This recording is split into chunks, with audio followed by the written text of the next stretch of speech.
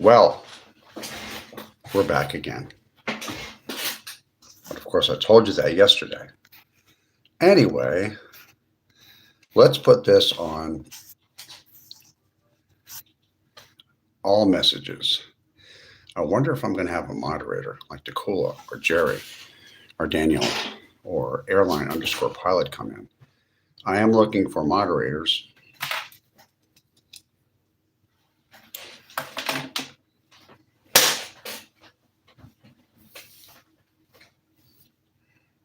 I might go darker next time. Who knows?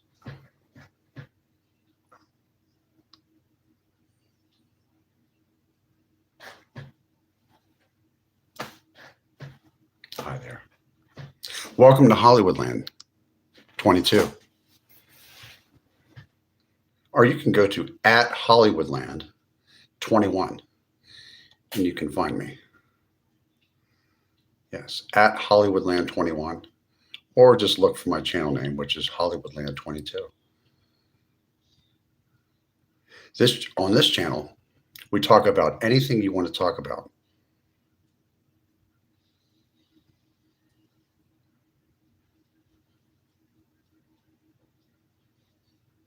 I aim to please.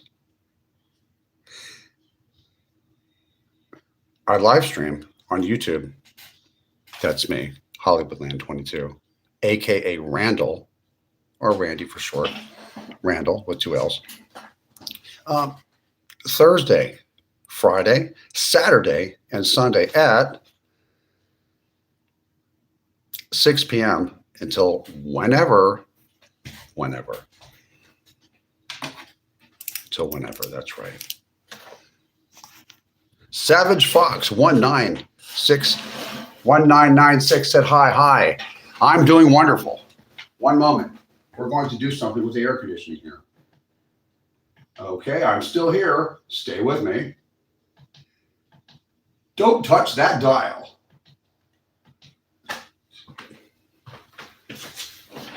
Right now, I am leasing. And they have apartment complexes that are being built in major cities and suburbs all over the nation, probably by the same developer, that are mid-rises. They are 4 to 5 story apartments with elevators and things like that. I live outside of Charlotte, in between the Raleigh and Charlotte, cities of Raleigh and Charlotte, North Carolina. I live roughly in the middle. I've been here for since August. I arrived in the Charlotte-Raleigh area in North Carolina. Let's see, August the 17th of 2023. So that means I've been here for, well, we're looking at 2 years and 11 months. Previously, I lived in the city of Los Angeles, California, on and off for about 34 years, or 30 years. 3 years, I lived in Bellevue, Washington, which is a suburb of Seattle, back in the late 90s, and then came back to Los Angeles. I'm originally from Philadelphia, Pennsylvania, and also I lived in Cherry Hill, New Jersey. And during the middle of my childhood, I lived in the panhandle of Texas. My parents split up and my mother moved with my brother and I, and we moved to Lubbock, Texas, where the Texas Tech University is, and their Agricultural Sciences Center, where they figured out not to have a Dust Bowl again, ever, so that we don't have more Okies moving to California. Remember the Dust Bowl? I guess you're not that old. Only Clint Eastwood's that old. And he was a kid. Well, I would have preferred to live in the San Fernando Valley, northern part of the city of Los Angeles. You know where the San Fernando Valley is: Van Nuys, Chatsworth, Encino, Tarzana, these places, Reseda. I lived there mostly. I did live in Hollywood from 1989 to, let's see, I don't know, through the early 90s, all the way. And then I went out to Seattle, the Seattle area, and I came back, lived in Hollywood some more for a couple of years, and then I moved to the San Fernando Valley, was a short stint in San Pedro when the earthquake happened because I rented an apartment down there by the month with a friend of mine, and we worked on they were hiring workers to work on the 1994 Northridge earthquake damage. So the year of from February of 1994 until I think maybe about 11 months or a year, somewhere around there, I lived in San Pedro, which is also a neighborhood in Los Angeles. It's all the way down to the bottom where the containerized ships come in. Jubear, hi. A person named Jubear. Oh, so you're spamming my chat. Okay. So you're anti-Semitic. Okay, get out of here. Goodbye. No anti-Semitism is allowed on my channel. It's just 3 simple rules. No anti-Semitic comments in my chat, or you will be blocked forever. You will never see me on this channel again. Number 2, no racially bigoted comments in the chat, or you will be blocked and you will never be on this channel again. You're not invited here. And number 3, no talking dirty or nasty about women or children at all, or you'll be blocked and you'll never be able to come see me again. Those are the rules. You can talk about whatever else you want. You can talk about relationships. You can talk about, I don't know, Christianity.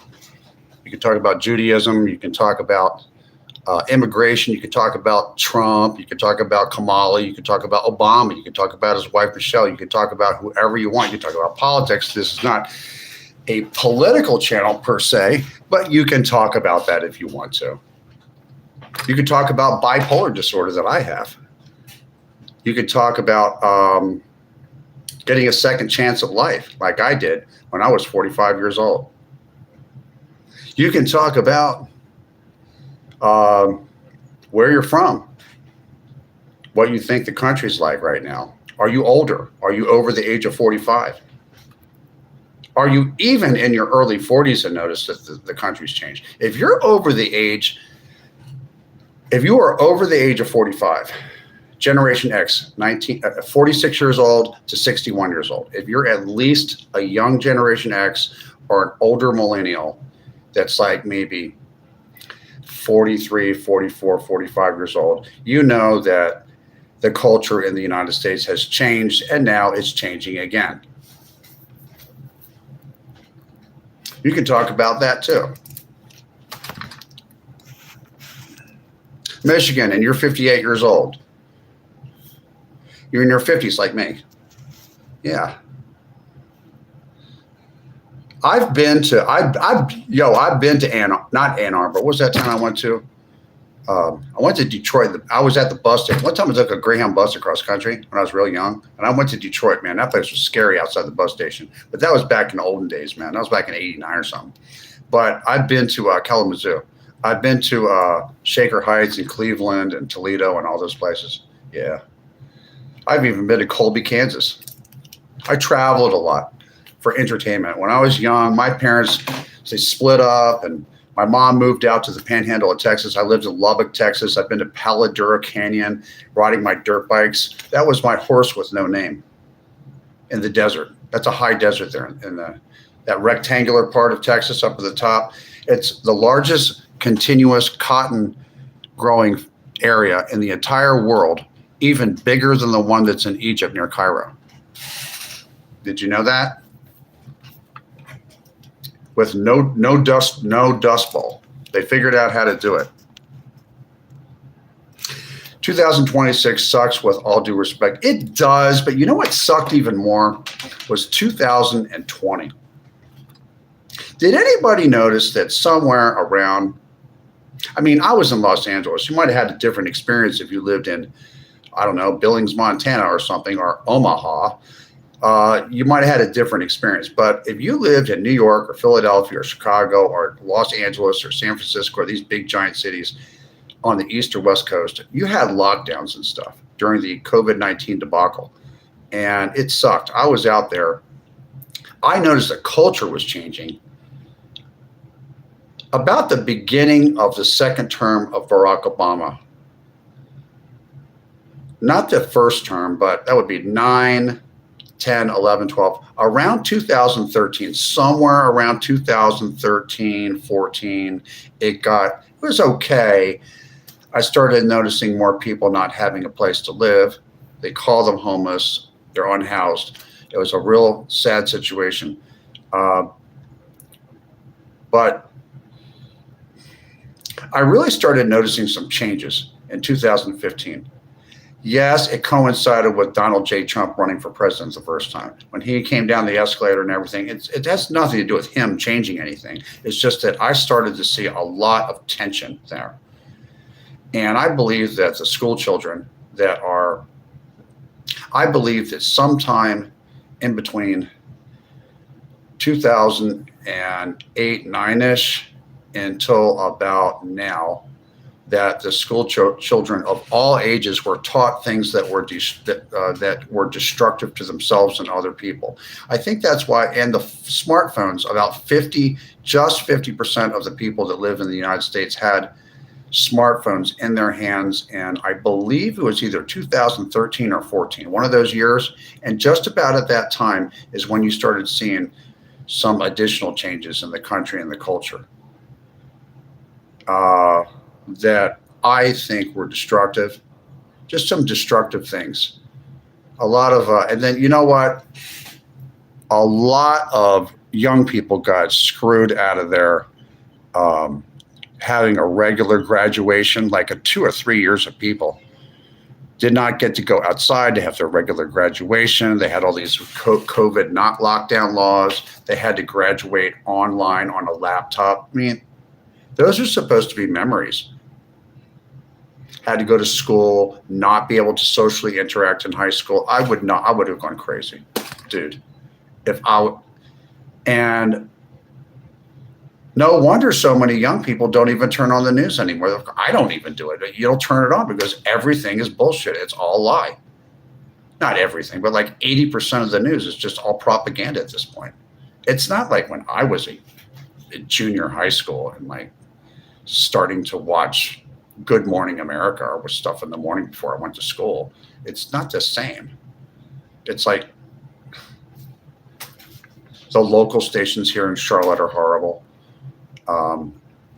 You got to scour the internet to find out if there's anything really big happening, like something that affects everyone or something that, what I do is I go to the Reddit message boards. They lean a little bit liberal, but they're not really lying about anything. But you go to the message boards and the little town I live in or Charlotte or something, and I know what people are talking about. Like they're talking about the property crime and the fraud and the violent crime problems that Charlotte, North Carolina, and its suburbs are starting to have. That's freaking out the soccer moms, the little church ladies and the soccer moms. You got the deacons and the pastors of the churches writing letters to the federal government saying that they believe that there's demonic activity inside the government of the city of Charlotte, North Carolina. Oh yeah, you should read all the time like I did. You know, when I was 10, 11, 12, 13, and 14 years old, you know what I did? I read a 1954 World Book Encyclopedia that my father gave me that he used when he was in school. It's like about an 8th grade level reading. It's 1954, but a lot of that stuff's I actually learned I learned probably things they took out of the books. And I read from A all the way through X. W, Y, X, and Z. I did not read those books. I did read part of the index. And I used to read childcraft books, like little dictionaries with pictures in them, so you could look at the dinosaurs and stuff, all that stuff for children. Remember childcraft books they used to have back in the, I guess they had them before. I read them in the late 70s. I guess they were before also. You remember that? Do you guys remember that? Well, you know what's funny? If you're my age, you're like, we didn't really have issues like the kind of issues they're having now. Young people never talked about politics. Dude, when I was in high school and when I was in college, the only thing that us guys talked about was we were talking about how to do whatever we had to do and go on a quest to obtain hot chicks. That's what our main thing was. That, our cars, how fast our cars could go, and what else did we do? Well, I was in the city. I'm on the East Coast, so we didn't really hunt and stuff, and We didn't talk about my gun and my pew pew or whatever it's called. I don't even know if you can say the word GUN on YouTube. I don't even know. I know I was on TikTok before. I couldn't say anything. But we didn't talk about like hunting and pistols and things like that. We talked about going to the nightclubs and getting hot chicks. We talked about cars and how fast they could go. We talked about anything that had to do with going to college related things, college sports, things like that. You know, we never talked about politics. I guess that's the thing with Generation X. Like, if you went to high school, I guess if you were born in between 1965 and you're born in 1980, and even in the early 80s, if you're like an older millennial, you just didn't talk about politics when you were like 18, 19, 20, 21 years old. You know, when you're in your college years, you didn't incessantly talk about politics or gender or skin color or nationality or ethnicity or any of the stuff or religion. You didn't talk about that stuff. You were too busy as a young person trying to hook up with the opposite sex and have a fast car that was insured, had a license tag on it and everything, so you can go and drive to pick up the hot chick to take out to a date because you had an agenda, and that agenda was to take that chick and woo her and try to court her if you really wanted her to get married to her, or you were trying to get her to the Motel 6 that always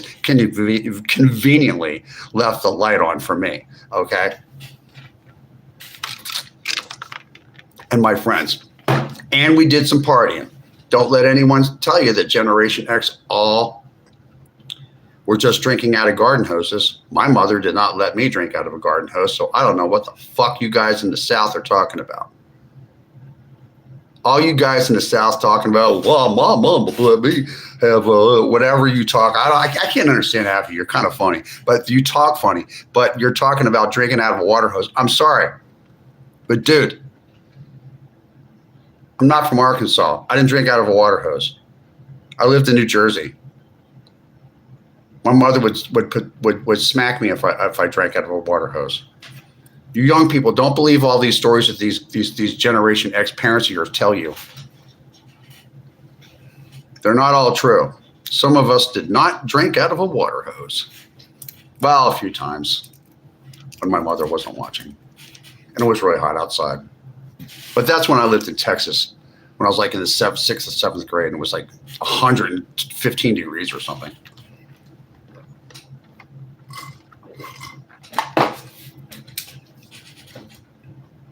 Yes, I took my medications. It doesn't really matter. You know, it really doesn't matter what other people think of me. What other people think of me is actually none of my business.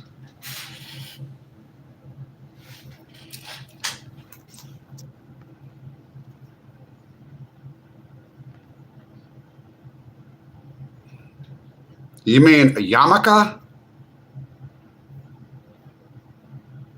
Do I detect somebody trying to sneak in some anti-Semitism? I'm going to be watching you. I always feel like somebody's watching me.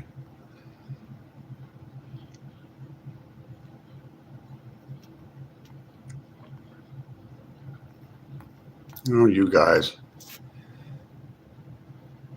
No, it's a Sissy Slide 253. No, it's not. It's supposed to be warmer than usual in Seattle during El Nino. I lived up there. I lived off of Northeast 8th Street over near where that Alcoholics Anonymous Alano Club is at the top of the hill called Hilltop Alano. Do you know where that is? In Bellevue on Northeast 8th Street. I lived in an apartment complex right down the street from there. I used to go to Seattle all the time. I used to go to the dive bars. I used to go to the Turf on Pike. I think it was Pike Street and the Mirror across the street. Do you know where that is? Those two dive bars with the crooked pool sticks and the and the pool tables, where all the Latino guys used to go. All the Mexican guys who were like working. I don't know what they were doing, building stuff.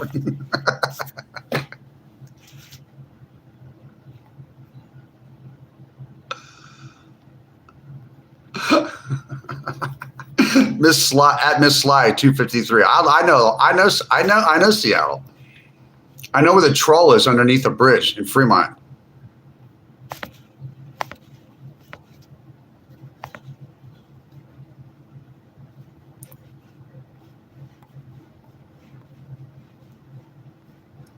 Seattle was I really liked Seattle a lot.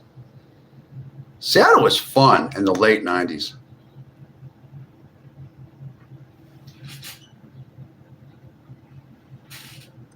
'96, '97, '98.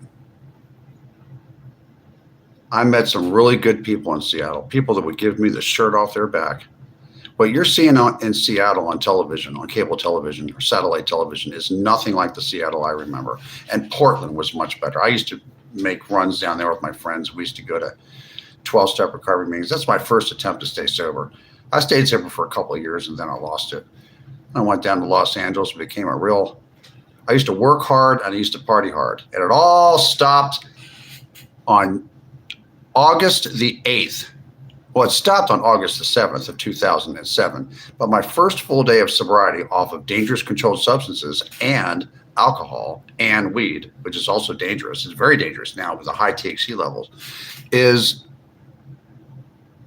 August the 8th of 2007. That's my first full day of sobriety. I put myself in a rehab and I paid for it with my own insurance. Yes, I had insurance. That's correct. I'm not a slouch. Anyway, and I paid my child support payments too. They're all done. I paid them because I'm a real man.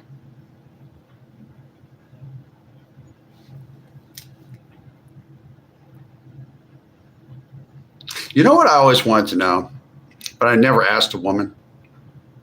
Does girth really matter that much?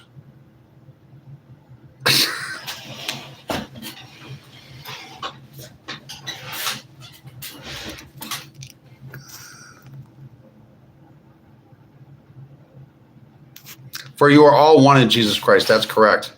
Yeah, 19 years I'm coming up on. Yeah, that's right, Teresa Walker, 5101. Yeah, I'm pretty based. I'm more based than Mr. Based on YouTube. Mr. Based on YouTube, you know him from the IP2 network. He's not as based as I am. I'm more based than he is.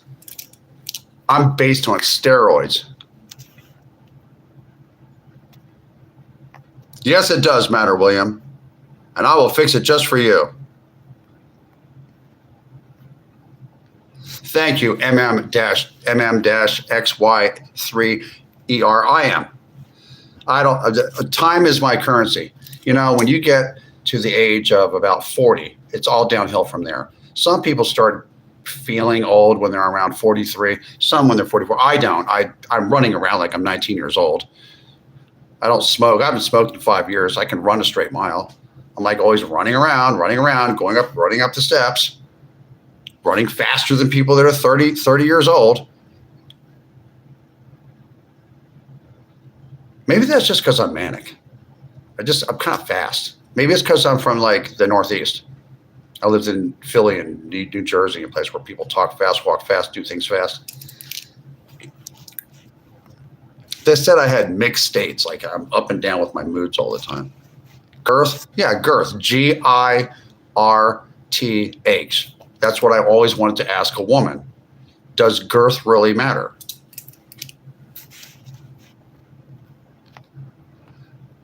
I really don't. I've been told that length does not matter that much. It matters, but it doesn't really matter. It matters if it's micro, but I wonder if the girth matters also. They're all big to me. Okay.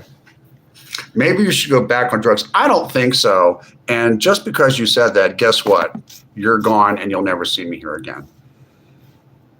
Remember, sticks and stones may break my bones,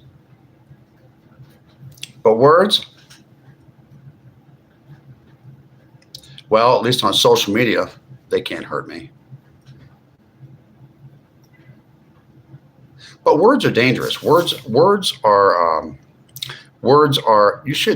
People should really think before they speak. A lot of people are just skull to mouth.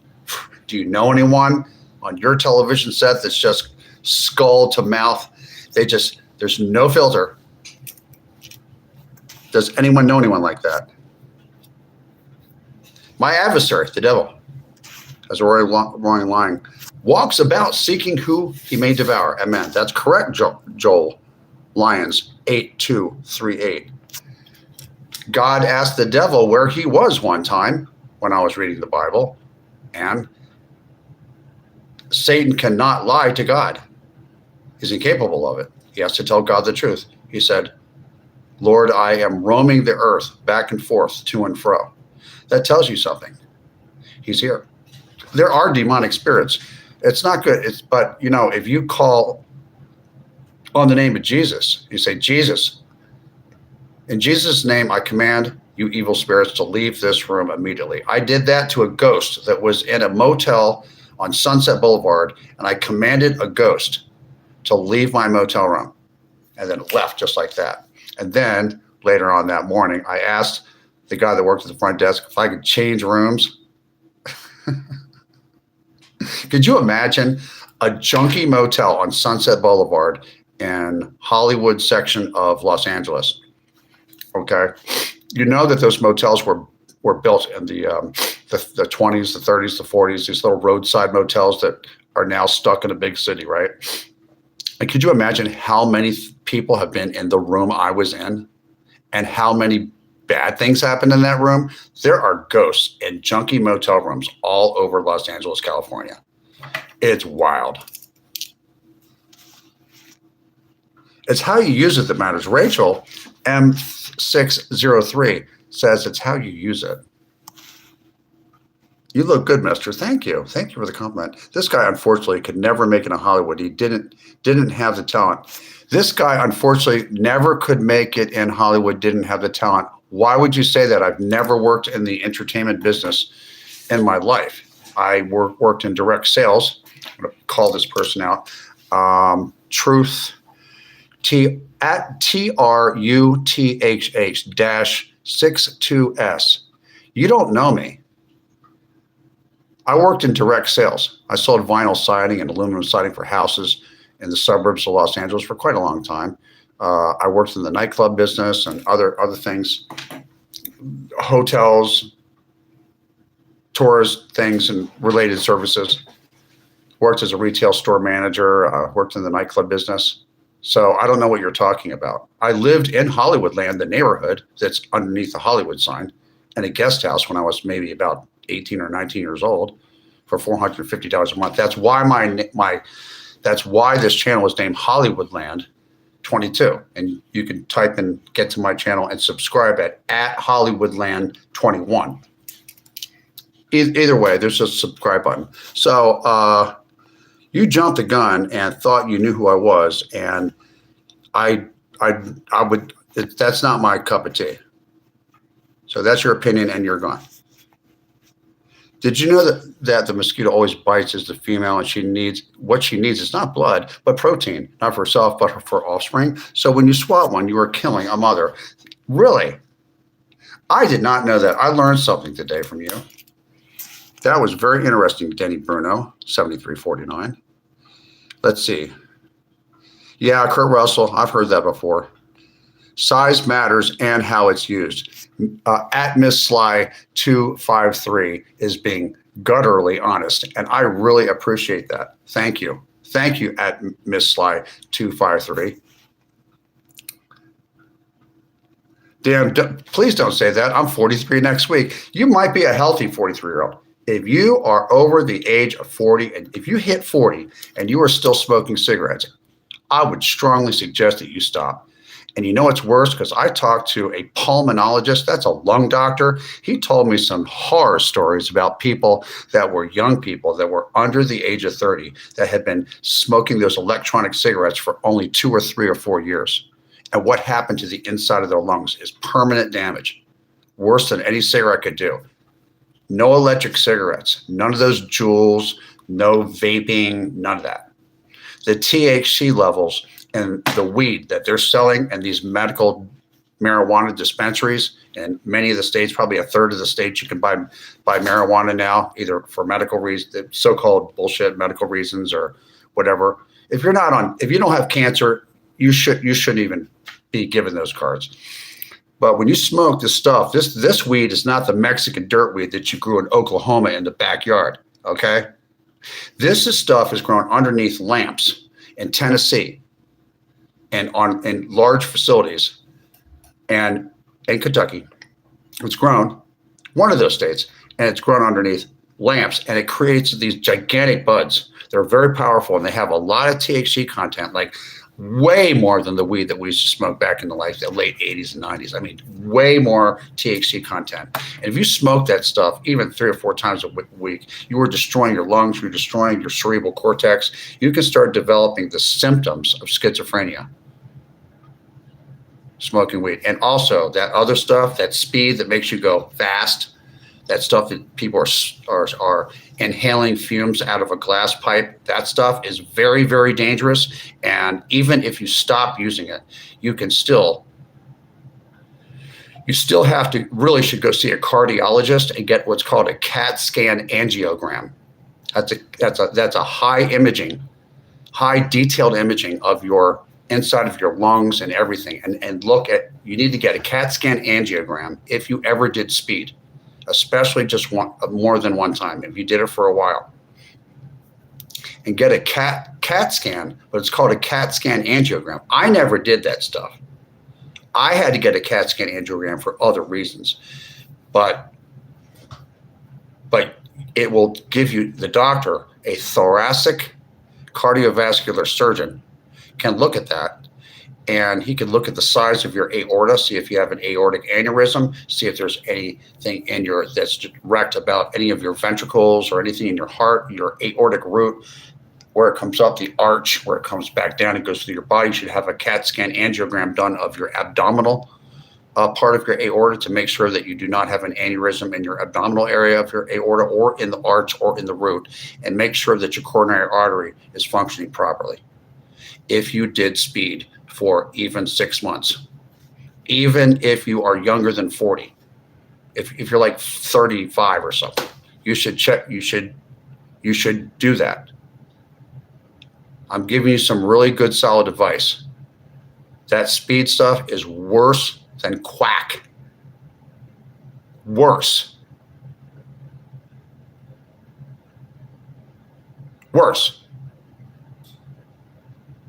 And one day, after you come back from your 12-step recovery meeting, your AA, your NA meeting, and you had a really good meeting, and you got your 1 month chip for being your 1 month clean time, and you go home, and you're just sitting there, and you're in your little apartment somewhere, all by yourself, because you decided you want to live by yourself and you didn't want to live in a sober living home for the first 6 months of your sobriety. And you want to go, after doing all that speed for about maybe a couple of years, and you're in there, and you're still smoking cigarettes, right? Because, speed and cigarettes go together. And you think you're doing okay, and you had a nice cheeseburger to eat. Then all of a sudden, you have cardiac arrest in your bed, and there's nobody there, and you're gone. Because you fucked around with that stuff. And you're 43 years old.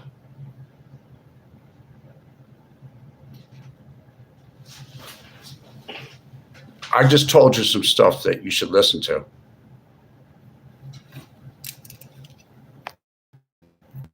Stay away from that stuff. Stay away from the pookie pipe. That's what they call it out in LA. They used to call it ice, remember, in the 90s? Stay away from it. Oh, by the way, somebody could put that fent in it too. Did you know that? Then you could die immediately. You don't know what's in it. In the blink of an eye. I'm a guy that's trying to save lives. Abdominal aortic aneurysm. 6.5 centimeters. That's at 5.5 centimeters. They want to do what's called put a graft in there. There's one called the NVAR method where they go up through your groin and they can do the abdominal one. You can get it not using rugs. It could just naturally happen by just eating junk food and get all kinds of, you're eating pork and you've been eating fast food your whole life and stuff like that. But a lot of people that smoke cigarettes and did speed and quack and all that stuff, they don't even know they have it, because when you go into a doctor's office, there's a couple of things that you have to specifically ask for. Actually, there's several things. You go to a doctor's office, you're 45 years old. Then you start seeing an internist instead of a primary care physician because you're 45, you're not 35 anymore. So you start seeing, you have to get a colonoscopy. You have to ask and say, excuse me, in addition to all the labs you're giving me, could you please give me a hepatitis C test and a hepatitis A and B test? Because you don't know if you have it, because there was hepatitis C virus in the blood supply back in the 90s. A lot of people don't even use drugs and got that shit. I didn't, but you could get it. Another thing that you have to ask a doctor for is you have to ask a doctor to get a CAT scan angiogram of your heart, your coronary artery, and your aortic root arch and abdominal part of your aorta. I would highly recommend that you get that test, even if you have to make a copay for that. Want to save your life?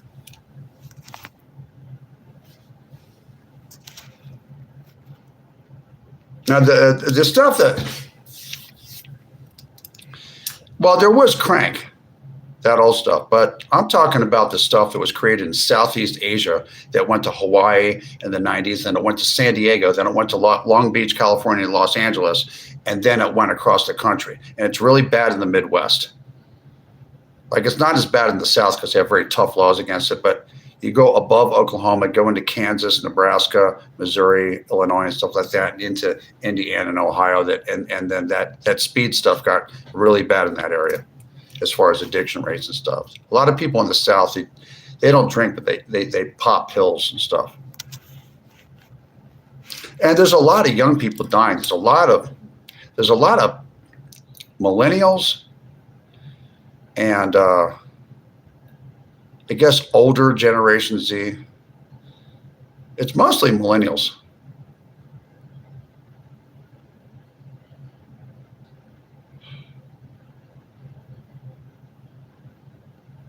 It's sad. They're depressed, especially the men. The man's supposed to be able to go out and work and bring money home and stuff. There's not a lot of opportunity in a lot of parts of the country. And then they hurt themselves somehow on a construction site. Then they have to take a pain pill, and then they're addicted to pain pills. And then, and then one thing leads to another, and they're addicted to pain pills, and they pass away at the age of 37. And they just give up on life and stuff. There's a lot of people, I see a lot of giver uppers on life, people that are under the age of 45, just giving up, just giving up. Can't pay the college loans back even. Their bodies are all messed up by the time they're like 40. It's like, look at me. I'm older than 40. I'm in my 50s and I'm running around. And I used to have an addiction issue. I stopped when I was like 39-ish. I stopped. 38. I can't remember when. No, I was 37 years old. 37 and a half years old. I was 37 and a half years old. No, less than a half. 37 and 3 months old or something like that. Because my birthday is very soon. My birthday is in June, late June. I'm a late June Cancerian. I'm a Cancerian who had his astrological chart done in Studio City, California on Ventura Boulevard, not too far from Universal Studios. And I had this Hungarian lady do my astrological chart by longitude and latitude lines and the exact time and place of birth and the correct date. And she said that the sun sign is what your sign is. Like if you're born in late June or all the way through the 21st or 22nd of July, somewhere in that, you are a Cancerian. You're a Cancer. I'm a Cancer. I'm a late June Cancer, and my rising sign is Sagittarius. So that means I'm kind of adventurous, and I feel like I have to be, front and center. Everybody look at me, look at me, look at me like that. That's probably why I'm so adventurous and went across country at such a young age. And I like to go visit places and do things, and I acted on that. And I lived a very full life. That's probably from the Sagittarius rising in me. But there's a Cancerian side of me too, which is very, I'm not like a homebody.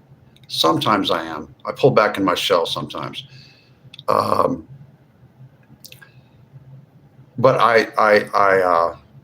I'm very much into, I'm very empathetic. It's difficult. I have to make sure that I am not codependent, because codependency is not good. It's not good for me or the person that I'm caring about so much. I have to be careful not to do that. You guys know about that, right? Yeah, but I have a lot of empathy. I feel people's pain. And sometimes I don't want to feel other people's pain. It just naturally happens. I can walk into a room and I read the room. That's why I'm a salesman. It's my cup of tea. When somebody comes into into the showroom, or if I pick up the phone and I'm doing a cold call and I'm selling something to somebody, from the minute I hear them on the phone, I'm closing the deal.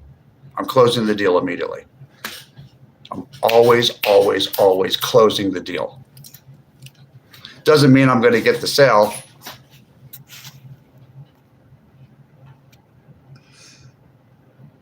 My favorite show, I used to like Three's Company.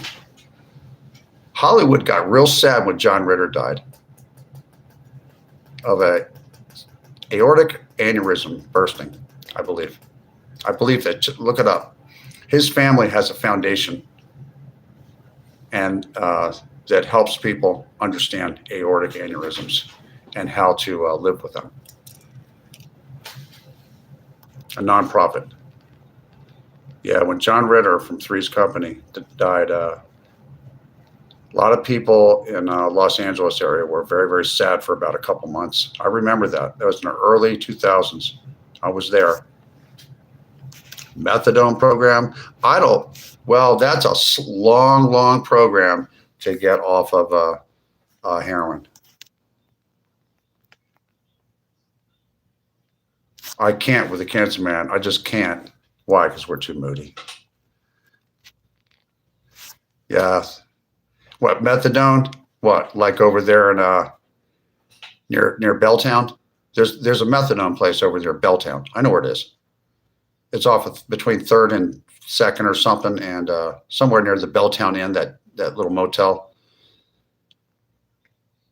Not too far from Denny Way. There's a methadone place there. Yeah, John Ritter was funny, wasn't he? Yes, Jesus is my Lord and Savior. I had six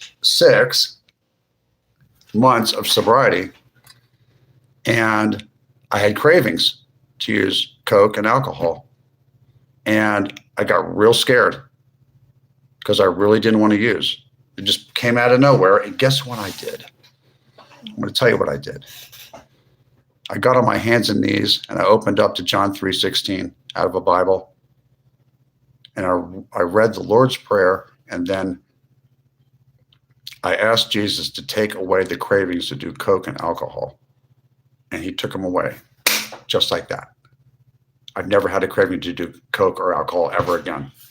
That was 6 months after August the 8th. Was that January, February, somewhere around there.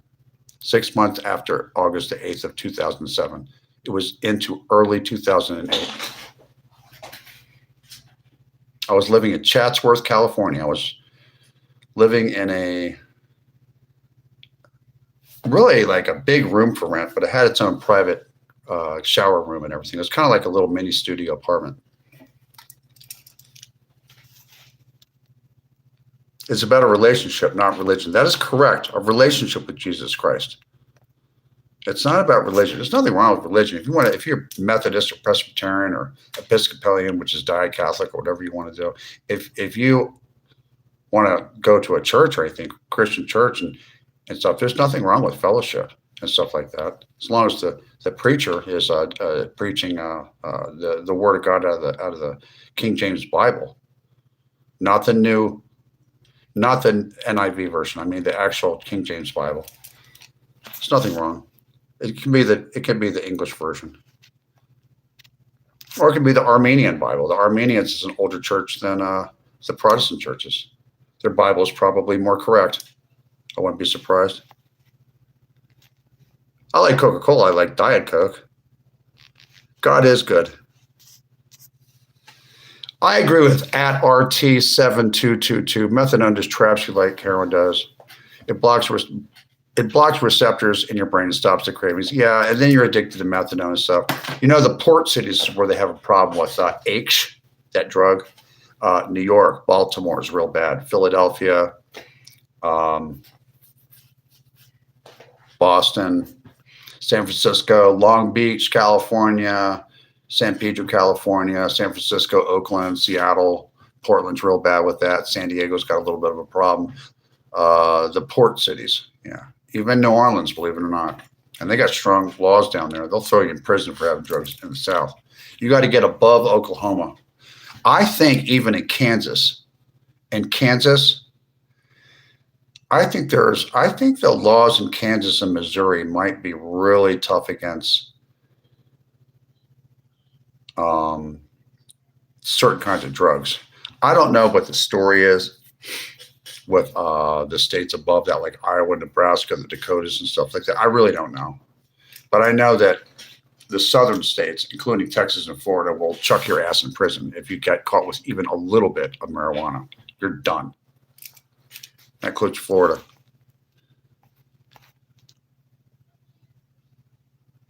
I know, because you can't control other people. They have to do they're going to do what they want to do at Miss Slide 253. You're like an archer, and they're the arrow, and you pull it back, and you let the arrow go. You point it the best you can. You do the best you can, and it's their life. It's their life. You're powerless. You can pray to Jesus for them. You can give them all of the advice you can. You can hope that he does the program and eventually gets off the methadone. And I'll pray for you. I'll pray that he does. Kentucky. Louisville is really went down the drain. Winchester's nice. Lexington's nice. Lexington's not perfect, but I'm saying Louisville has really gone down the drain. Just a bunch of people pouring out. Not going there for jobs, just going there because the rent's low. Especially after the pandemic and everything. They just moved down to Louisville, took over the government, changed all the laws around. There's a bunch of people getting high, and it's sad. I know about what's going on in Louisville because I have family that lives in Louisville. I know what's going on there. Colorado turned into Denver area turned into it wasn't like that before. Denver was more like Oklahoma and Texas. It's like you're dead if you get caught with rugs, It's not like that anymore. Denver's more like Seattle.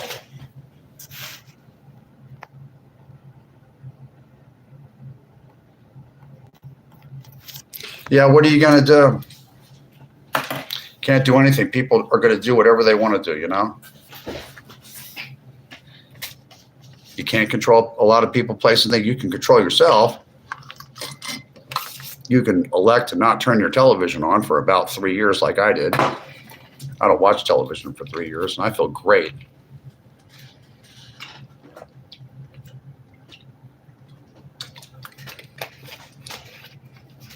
My grandfather worked for the Sperry Rand Corporation after he worked for the federal government on the first computers and the Department of War back in the 1950s. He was a mathematician. He told me that one day you were going to have computers that you can hold in your hand, a telephone and a computer where you could press pictures like icons and move your finger around, and you'd be able to move them. You'd be able to hold a phone in your hand and make a telephone call for emergency purposes and to be able to press icons. They just needed to get the microprocessors to work faster so they could make that happen. He told me this back in the late 80s after he had retired. So I knew it was coming. I just know it was going to pop up around some company, you know, and they had the HTC type computers, smartphones, and the Android, not them. HTCs are like the Androids. They're for the masses. Like Chinese people use that stuff. And then they have them over here. We call them Androids. And then they have the iPhone type, in which the iPhones and the Androids are starting to be very similar now. Has anyone noticed that? You're addicted to YouTube. I like YouTube. Oh, by the way, just to let you know, I'm not going to try to badmouth TikTok because I do go to TikTok. I chat because I was a live streamer at TikTok, right? That's the first place I live streamed. I chatted on YouTube, but I went to TikTok and live stream, and then I stopped after about 10 months.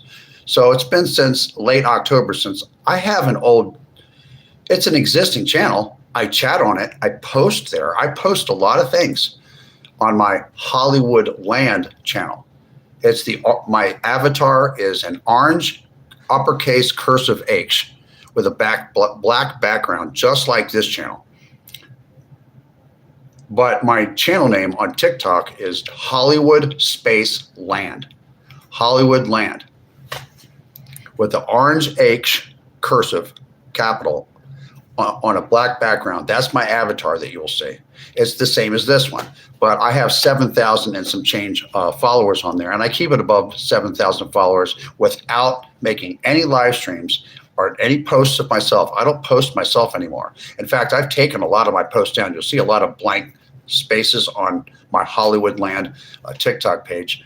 But there are some older videos of me and my lady friend here that are amateurish. They're not as what I think. This is better. I think I'm much better at live streaming now than I was before. But they're kind of amateurish. We're just goofing around and stuff. But I talk to people. I have friends on TikTok. I go and sometimes I go into panels. I talk about other things. I know some good channels over there. I'm not sure if I'm going to talk about them tonight. There's some good channels over there. You should try Jadvin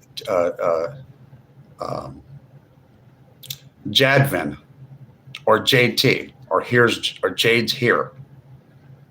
She's fun. The girl with the red hair, you like her. Or Miss Fucking Wonderful, she's a blast. You go see Miss Fucking Wonderful or go watch what's that other guy? Black Bigelow. He does food reviews and goes all over the place. I watch German in Venice over there, but I no longer live stream on TikTok. I saw it coming, and I did not like my United States government constantly on the smartphone talking about, oh, we're going to ban TikTok, and then they said they're not, and then they said they're going to ban TikTok, and then they said they're not. Then they kept changing everything, and then I even have a post that's up there that I pinned about me telling you what I do when there was a TikTok outage where they stopped TikTok for a while. Do you remember when that happened? And I said, I'm reading and I'm having a blast. Check out that pin. That's me. That's me when I weighed more.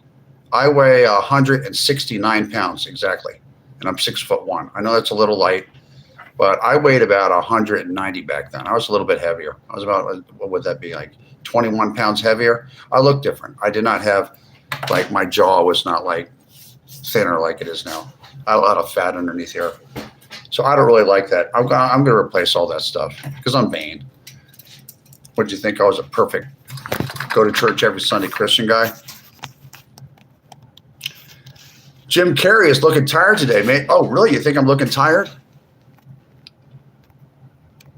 Robbie Robertson, Kurt Russell. Kurt Russell. That's right. People say that. He's a good actor. I really enjoy his movies. Well, we have 62 people and 41 likes and 62 people. Is that 62 people in the room? I'm not sure what that is. Could somebody tell me if the little, when I'm looking at my screen, there's a thumb that goes up. I think that's likes.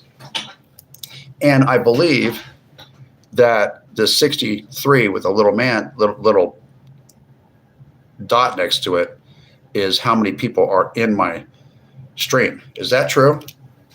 62 in the room. Okay, I got it. And my avatar, is it called an avatar? Like when you go in, you don't see my face. It just says Hollywoodland22.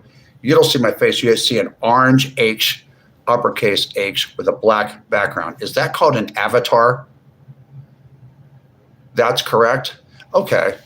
Okay, I'm learning something. You guys know, you ladies and gentlemen know more than I do.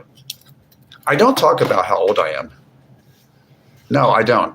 I'm over 45 years old, and I'm in my 50s, but I'm not going to tell you how old I am.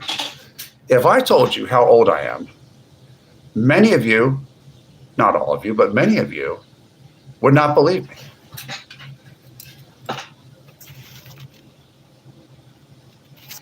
Oh, it's called a thumbnail, profile picture, whatever.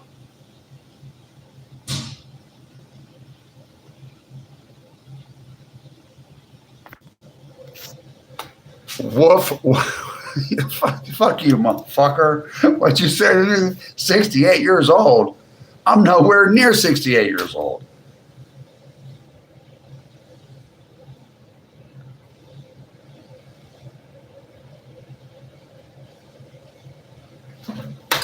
Damn. You guys are fucked up, man. Y'all are fucked up, dude. I'll tell you what, you're glad I'm a, what do they call us? They gave us that name that we hated.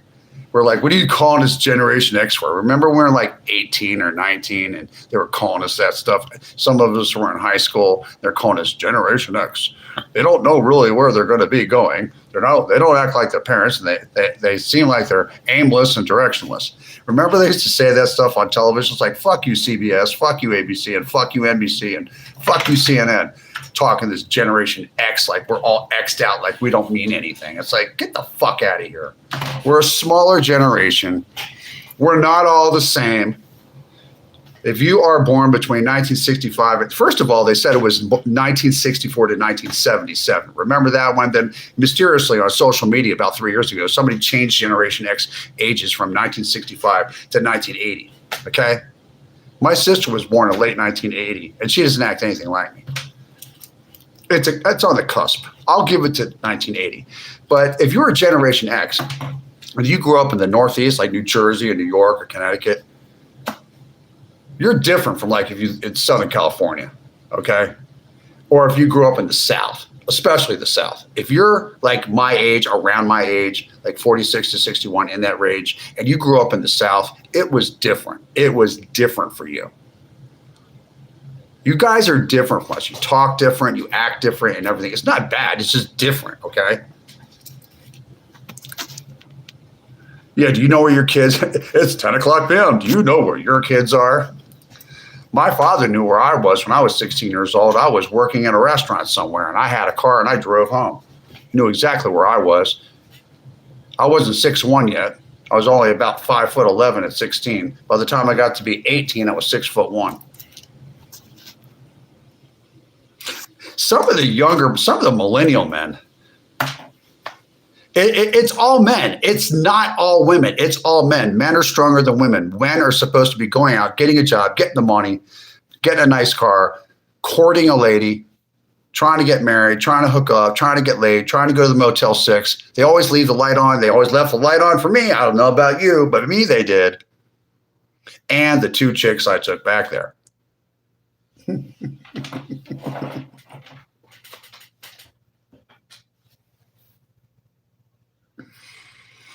So,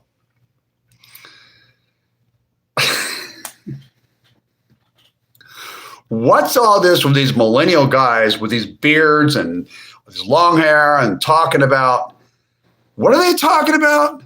Politics. You're supposed to be talking about getting your car together so you can go out and look for women. when you're like 21. What the fuck are you talking about? Go to college, go to college and talk about politics. Go to college and get a degree in engineering or law. If your father's in a law firm, otherwise don't go into law. Be a CPA, be an accountant, be a doctor, be an engineer, get a job in finance, be a certified public accountant. Don't go to college unless you're going to get a professional degree. Don't be stupid like me and go there. I'm a little smart. After I got an associate's degree, I got out of college because I was getting a liberal arts degree. I figured, oh, I'm going to be in retail sales for the rest of my life. And you don't need a college degree to work in the hotel business or retail management. You can learn on the job there. Or to be in direct sales. You just have to be a really good bullshit artist. That's all you have to be. See, what's with the beard? What's with this Abraham Lincoln looking shit, man? Dude, people do you know back in like 1989, if you were like a young guy and you had like under 25 and you had a beard, people would be looking at you like, what the fuck's this Abraham Lincoln ass motherfucker walking around? Underwater basket weaving says, we used to say that. You're such a Generation X person. You gotta be. Or a baby boomer. You love men with beards? Really? Is that like a thing? Do like women? Actually, I'm just joking around, man. Do women? Tell me. Do women really dig dudes with beards? Do they like women with beards? I don't know. You tell me.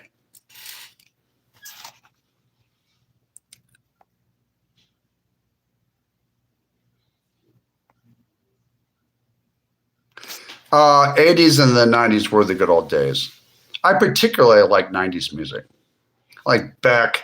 I like Nine Inch Nails. I like Green Day. I like Offspring. I like I don't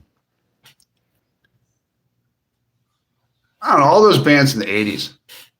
I like some of that heavy metal stuff, speed metal. I like old Metallica, but I was like, that's like junior high school years or something, you know.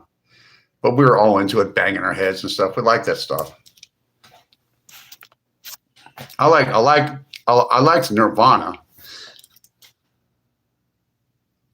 Pearl Jam, bands like that. But then again, some of the older music, you know, that my parents listened to, like Glenn Campbell and Karen Carpenter and all that stuff, I like them too because they just know how to sing. There's some older bands that are before my time, like Joni Mitchell. In the '70s. I love Joni Mitchell. I think she's phenomenal. And Glenn Campbell was a session guitarist. He played guitar music for background for other bands and stuff. I used to live across the hallway from the guy that wrote Ain't No Stoppin' Us Now. His name was John Whitehead from McFadden and Whitehead. Unfortunately, he was killed in an accidental shooting back in the early 2000s.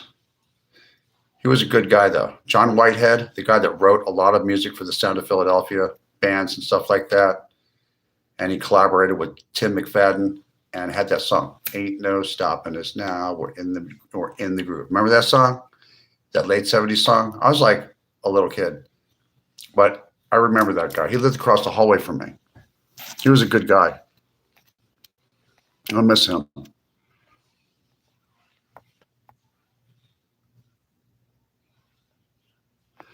I don't know. I'm kind of like a lot of people like Guns and Posers. I mean, Guns and Roses. They keep changing the people in the band around so much. I don't know. I'm not going to say anything. One of the people in that band is a real piece of work when he was younger. I heard from other people in Hollywood. You know what? Weren't we all a piece of work when we were younger? I guarantee you, I was more of a piece of work than even he was.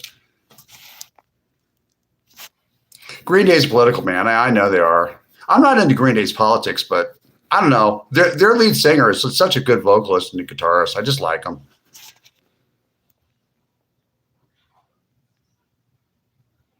I don't watch Fox News. I don't watch them. I don't watch CNN. I don't watch anything. If I want to find out what's going on in my neck of the woods where I am in the Charlotte area. I go to the Reddit or city data message boards. Excuse me. I do not read local newspapers. Reddit and city data. I go to those message boards if I want to find out what's happening in Charlotte and Raleigh, North Carolina. If I want to find out what's going on nationally or in the world, I will go to, it's not the Drudge Report. I don't go to them anymore. I will go to read the Christian Science Monitor, or I will read the New York Post. Those are the newspapers I go to. I don't really watch Fox News. Jesse Waters, I'm not a big fan of him, or that Sean Hannity guy. I'm like, come on, dude. Nobody your age is that conservative. They were young guys when they first started with them, acting like they were old men. I'm like, come on.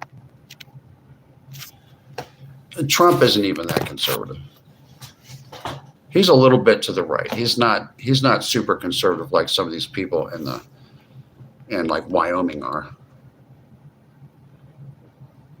Believe me, I know what those businessmen in New York are like. They're not that conservative. I mean, I don't understand why people think that Donald J. Trump is a real conservative guy. He just leans right of center a little bit. He's not like Ted Cruz or some of those guys in like, these real conservative guys like in Arkansas and Alabama and South Carolina and where else? Where are they really conservative? In Wyoming, Utah, Idaho. Those are real conservatives. Those are real conservative Republicans out there. The Dakotas, stuff like that. Parts of Nebraska and Kansas like that. Oklahoma, a lot of Texas. Texas is mixed. Montana is another one where they have a lot of actual Republicans. Upstate New York has a lot of Republican dairy farmers. A handicapped version of Kurt, that's it? What do you mean a handicapped version of Kurt? What does that mean? Please explain.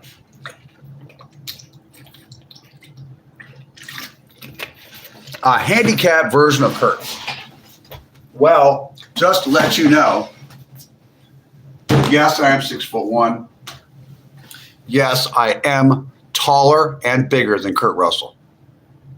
I can assure you of that. And he looks like me. I don't look like him. He's a good actor. He was a good child actor. So don't mess around with Kurt Russell. He escaped from New York and LA.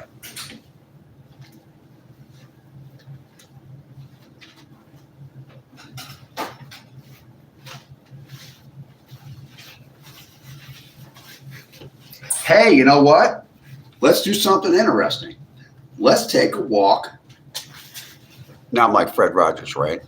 Different kind of guy. He was an ordained minister, Fred Rogers. I'm not. We're going to go over here. We're going to take a little walk.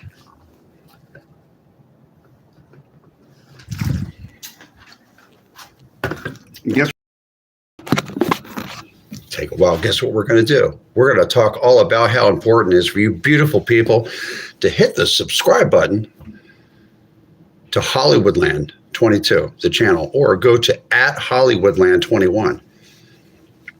You can throw me all the love and all the hate you want on my channel. This is a non-monetized channel. I do not do this for money right now. I do this for subscriptions. Right now, I am not making a penny off of YouTube. I do not need your money. I don't really need to make any money. I don't really need to make any money, even as a passive income with maybe like 7,000 or 10,000 subscribers. However, I do have a goal to get to 10,000 subscribers in the next 60 days, which would bring me to sometime around the end of August. Probably by September the 1st of 2006, my goal is to get to 10,000 subscribers. So if you could, I would really appreciate it, you beautiful people, to hit the subscribe button. It's free to subscribe. It doesn't cost you a cent. And Once we get up to 10,000 subscribers, this show is going to be an absolute blast. It's going to be a lot better than what you're seeing right now. It's going to be full of fun and excitement. We're going to go places. I'm going to take you to the beach. We're going to do stuff. Right now, it's time for me to make something to drink in this plastic bottle. I am cheap. See, except I give cash apps to other channels, like small channels, people that need a little help that are actually have good channels, but they're not marketed properly. I know about 4 or 5 very good channels on TikTok and YouTube that are wonderful channels, but they're not getting their videos pushed out, especially on TikTok, because TikTok's really ripping people off right now. And when people are in need on TikTok, I used to give them gifts. Now I give them cash apps because a lot of people are struggling financially. You know, I don't worry about money, but a lot of people have financial problems right now. So if they need some money, you know, $20, $10, $5, $3, $9, whatever's left on my Cash App card, I'll just help them out. I mean, it would help them out and change their life more than it would change mine. You know what they say, when you make more money, you just have bigger bills, right? By the way, if you haven't bought a house, don't buy one right now. It's not a good time. Anywhere. Unless you have some money. If you have some money, okay, say you have $1 million in cash in the bank.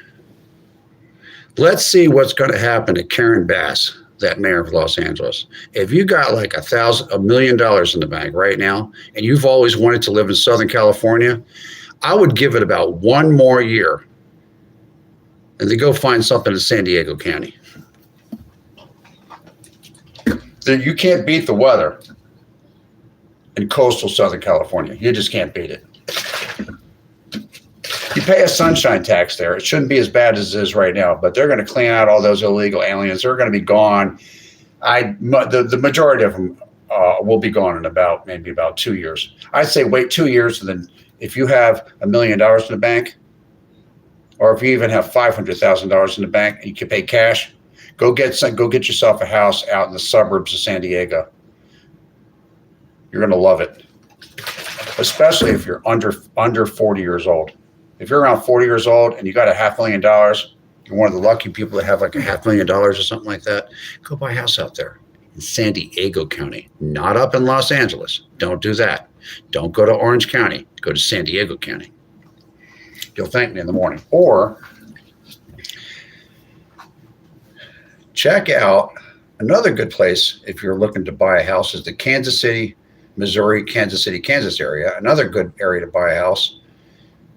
We can get a lot of house for your money is the suburbs of St. Louis, Missouri, on the Missouri side, and the Dallas-Fort Worth area too.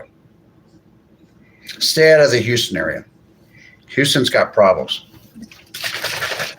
Okay, we made this, right? I'm going to shake it up. Look at that. I really do that well, don't I? And now, I don't know if I'm going to have this. Maybe I should have some soda.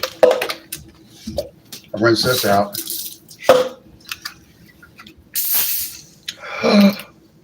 Oh my God, I go to Walmart too because I'm cheap. Cheap, cheap.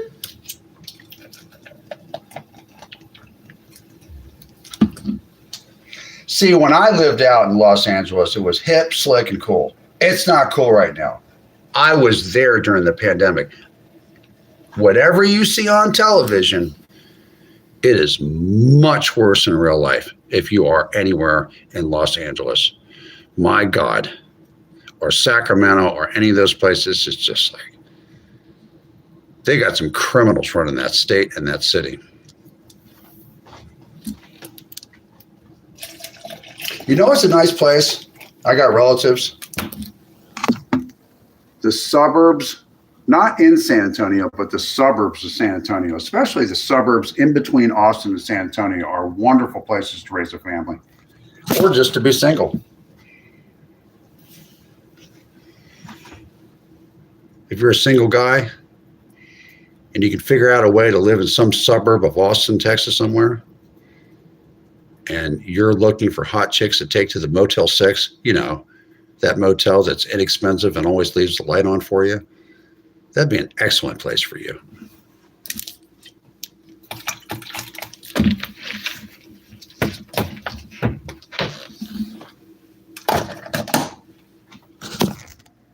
Check that place out. Check it out, guys.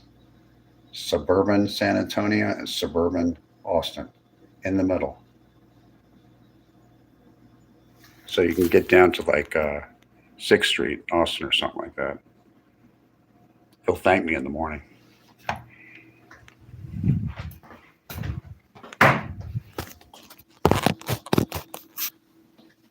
Just remember, America, it is no longer in vogue. What is not in vogue anymore? Getting messed up.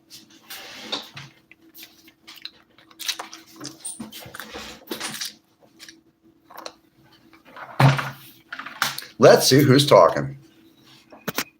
This guy really likes Donald Trump. Bill DeSmet 3929. I'm not a MAGA guy. I pray that our president makes the right decisions. We're going to find out. DeSantis, I'm not a big fan of DeSantis, but he's better than the other guy. Florida, humid, too many mosquitoes. Linda Whitaker, I agree with you. I almost moved to Orlando. Did you know? The thing with Florida is it's real humid. And even in the Panhandle, just like New Orleans or Mobile or Biloxi, Mississippi, or Houston. Houston is like you're breathing water. And the further east you go towards the Panhandle of Florida, the worse it gets. Well, I don't know. In some ways, Houston's worse because Houston is it's right on the dividing line between its green stuff and brown stuff. You know what I mean? Like where it gets to start drying out when you're going, no, I'm wrong. Like more like San Antonio's like that. If you go west of San Antonio, it's desert. If you go east of San Antonio, it's rolling plains. By the time you get to Houston weather is very similar to like Mobile, Alabama, or Pensacola, Florida, or something. It's like you're breathing water. It has that swampy smell all the time. It's an industrial area. It's very heavily populated. A lot of people from LA that are like from Long Beach and South Central and places that are like more poor than the richer parts of LA, they went to the Houston area or the San Antonio area. The Dallas-Fort Worth area is actually overall has a higher price tag for rents, homes, definitely for homes, and food costs and things like that. I'm thinking about relocating in the next year and a half or so to the Dallas-Fort Worth area or the Kansas City, Missouri area or the suburbs of St. Louis. I don't think I'm going to go any further north than that. I will not live in Arkansas or Oklahoma. But I want my 4 seasons. Dallas-Fort Worth has a mild winter. It can freeze there in the morning, but I think the Dallas area gets maybe about 4 weeks of it's 32 to 27 degrees, 6 o'clock in the morning, and then it gets up to like 40 to 42 in January. Like Dallas will get cold in between about that temperature, about the low 40s, the mid 40s, and get down to about 35 to 27 in the morning from about December 15th until about the end of February. And then it's done. And then you get this spring, you get a summer in the Dallas-Fort Worth area that's about 4 months long. maybe 4.5 months, about 4 months to 4.5 months long. It's hot for about 4.5 months, and then the rest of it's spring and fall. So it's a really nice climate there. Tornadoes do come through there, but not as much as they do up in Kansas. I've been to Venice Beach in Florida. You can buy a block of houses in Detroit. I know my buddy is moving to Ventura, California, to Pensacola, Florida. From Ventura, California to Pensacola, Florida. Pensacola, Florida is pricier than it used to be, but it's a lot less expensive than Ventura. I know what's going on in Ventura. Ventura, California's downtown is dead now. It's a bunch of aging hippies that are looking at each other and sipping lattes and making pretend that it's like the 90s. It's not. Santa Clarita is sad. The San Fernando Valley is sad. The whole Los Angeles is sad. Even in the nice areas. And then she moved to Maine. That's a lot of moving. Atlanta Whitaker. Got 50 people in the room. Well, it's getting a little hot in here. I think I'm going to take this off. Let's see. Let's pull this up a little bit closer so you can see me. Okay, here I am. This is my lower voice. Remember my lower voice? Oh, we get this hair. Should I get all this hair cut? What do you think? Get it cut like this? What do you think? You tell me. It's up to you. It's really your channel. What's my life, but it's your channel. What do you think I should do? Should I get it all cut off like a crew cut, like a Marine? Want me to do that?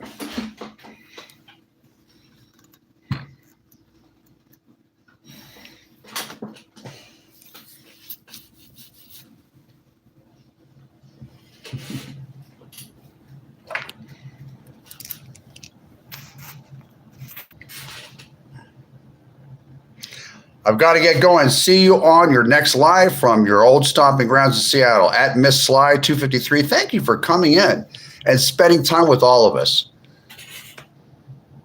You're beautiful. Thank you. Thank you very much. And remember, let all your friends there in Seattle know to subscribe to Hollywoodland22 or at Hollywoodland21. You're always invited back.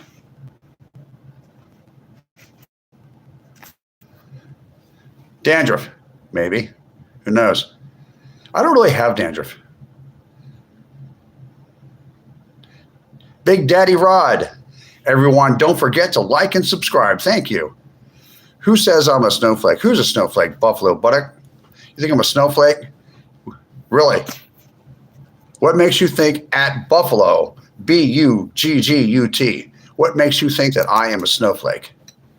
I would like you to tell me why you think I'm a snowflake at my age, regardless of my political party. Why would you think I'm a snowflake? Please, let's hear from you at Buffalo Buggut. Are you talking to me or somebody else? Ned Ocampo lives in Chicago, Illinois. I've been there 2 times. I like Chicago, most of it. I don't know. This guy's calling me a snowflake. Really? He wouldn't call me a snowflake if it was maybe 1:30 in the morning outside of a bar on the asphalt.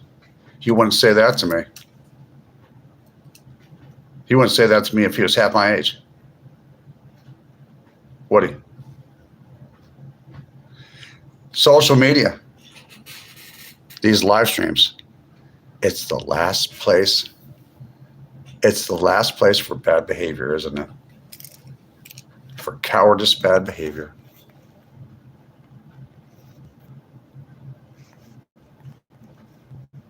So for slandering me, you're going to get a hide user on this channel. That's right.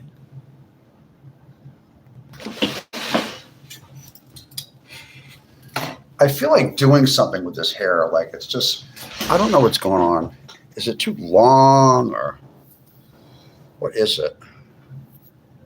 Maybe I should wet my hair so you guys can look at me with short hair. See what it would look like if my hair was short.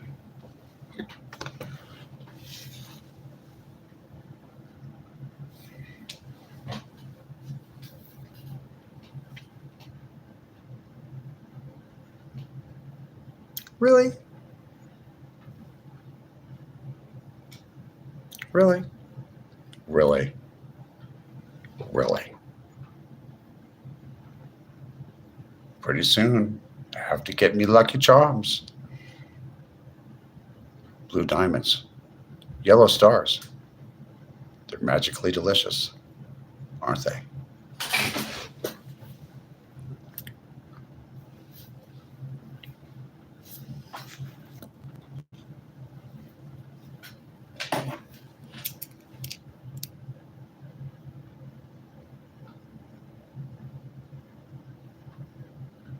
That's right, Linda Whitaker. 1991 was a great year for this man. I didn't have that much money in 1991. I was just starting out my adulthood. But as far as my Motel 6 encounters, yes, it was an excellent year for me. And with some older middle-aged women that lived up in the Hollywood Hills that I befriended. It was a good year for me. We didn't use that term MILF back then. They were just like our cougars. We didn't use that word. They were just like women. When you're like 20 years old, 21 years old, it's like women that are like in their 40s and stuff, even in early 50s and stuff like that. They're just like, I don't know. We used to call them middle-aged women. And sometimes I would have to befriend them up in the Hollywood Hills. Yes. Even in the rich part, in the bird streets, if you know what the bird streets are. Just for fun. I'm not a hoe.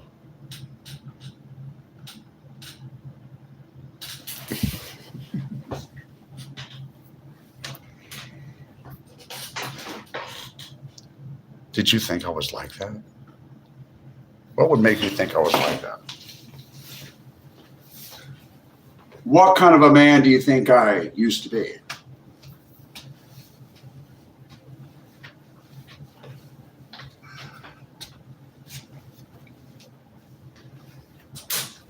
So much for that.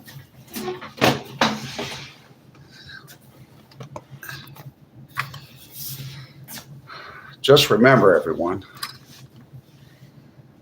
just remember this. Before the cream sits out too long, you must whip it.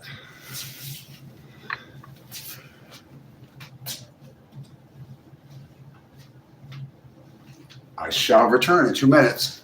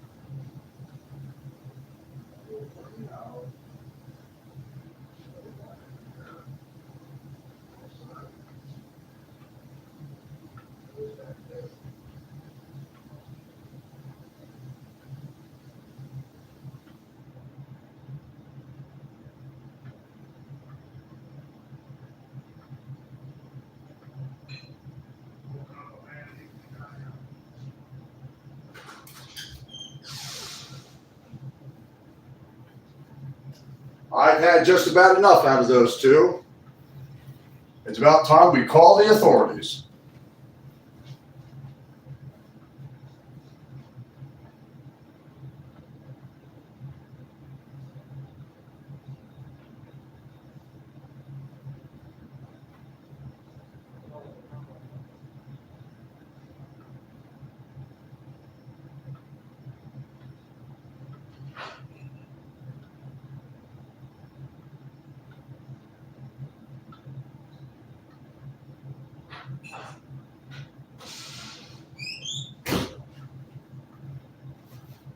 Oh, there's no man.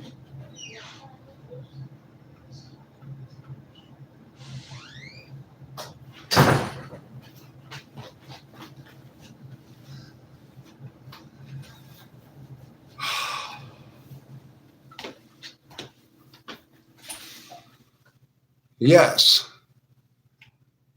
I might look like this if I had short hair. I just wet my hair a little bit.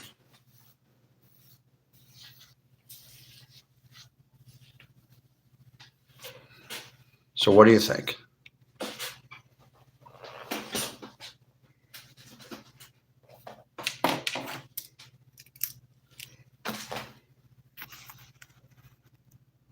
No, I never did that. I was in direct sales, vinyl and aluminum siding, construction tools and equipment,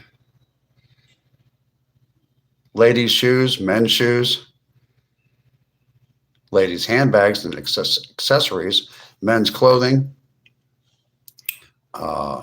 used cars. What else? I was in retail also. I worked in the restaurant business too.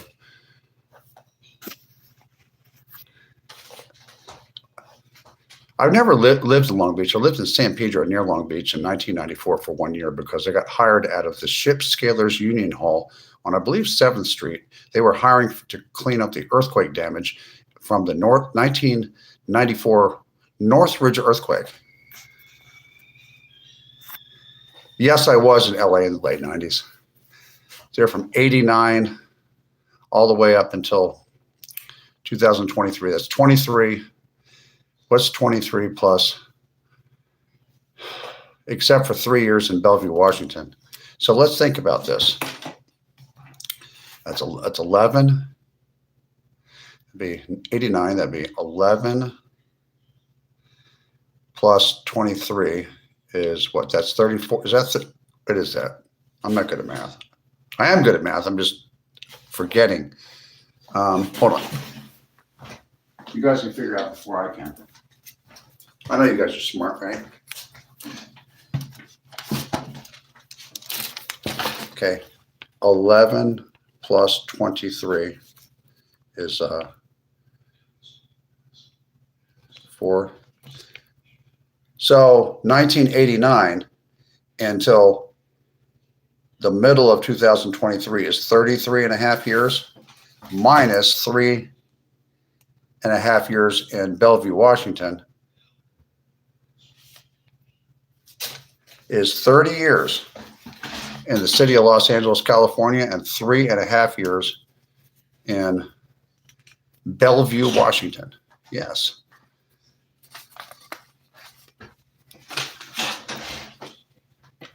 That's correct. That is correct. Well, this light works. This is the best light I have. I'm going to get some better lights. It's raining outside. We had thunderstorms earlier, so we don't have any natural sunlight in here right now. So what do you think with the short hair? Christy Phillips, nice. He never said he was an actor. I did not do porn or any of that. I would never do that. No, I would never do that. I come from a family of military contractors, people that worked in aerospace, and professors and engineers and professional people and bureaucrats in the Washington, D.C. area. In fact, I had a great-grandfather who was a spy down at the Panama Canal when they were building it when he was like a young man, like 18, 19, 20 years old. Yeah, he was a U.S. Marine. He was also a drill sergeant. And I also had a other grandfather who was also a Marine. And he was in the Second World War. And he fought the Japanese in the Marshall Islands. And he's lucky he came back alive. He went down there when he was 17 years old. He got dumped out of an amphibious craft.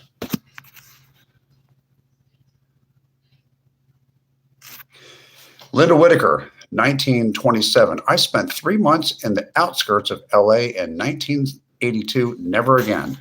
I don't blame you. It's not for everybody. Hello, mate. What is your opinion on England? I think England has a lot of there's people in England that have a lot of business interests in that oil in Iran. That one thing I do know for the last 100 and something years. Yeah. Also, I'm glad that Starmer's gone. And the working class people in England have just about had it with this invasion of their country. I'm praying to Jesus that that is corrected. Thank you, handsome boy. Oh, you were actually born in Washington, D.C.? My grandfather was a police officer in Georgetown. My other grandfather was a taxi cab driver in D.C. back in the 1930s and 1940s. And, well, the war broke out and he took off. But he came back. He was the grounds and maintenance manager for Walter Reed Hospital. His name was Roy Eugene Gordy. He lives in Tacoma Park, Maryland. I like the D.C. area. I heard it's gotten a little bit rough, but actually Prince George's County is rougher. She worked for the FBI before you were born. That FBI field office in Los Angeles is very busy right now, isn't it? Okay. Apparently cigarettes are illegal. Are you kidding me? In the UK?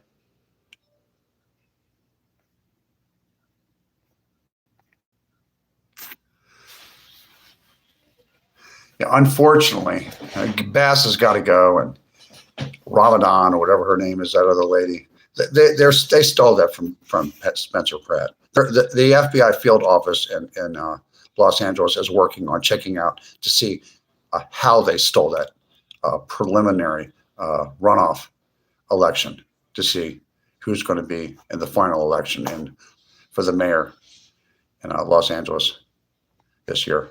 I think we're going to be surprised. It's the tax on the tobacco. Owned a bar.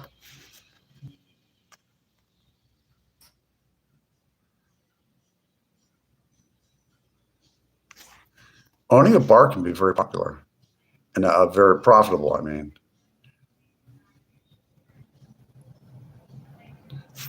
Ramadan. Her name is Ramadan. It's just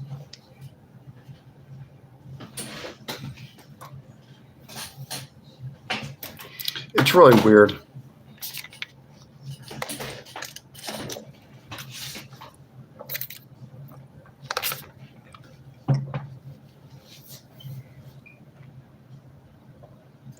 Well, let's see what time it is.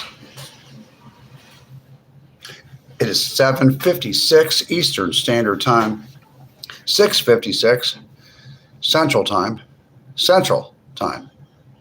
Like, for example, Topeka, Kansas, that's Central Time.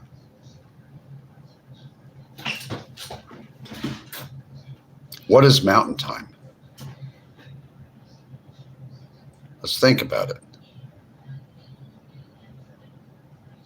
Is Salt Lake City Mountain Time? I think it is.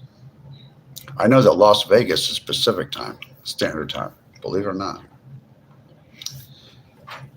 But my time is Eastern Standard Time. Charlotte, Raleigh, North Carolina, Washington, D.C., Philadelphia, Baltimore, New Jersey, New York, Connecticut, even Maine, And even Miami is Eastern time, Eastern Standard Time.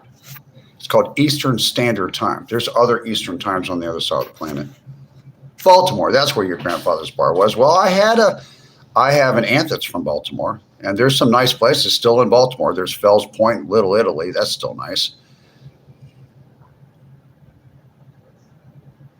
Oh, you were looking for a property in Asheville? I hope you get a good price for it. It's expensive up there, even after that hurricane or whatever else that was. It's 1:56 a.m. and is that in London or Birmingham or Manchester or somewhere around there? 4:56 p.m. in California.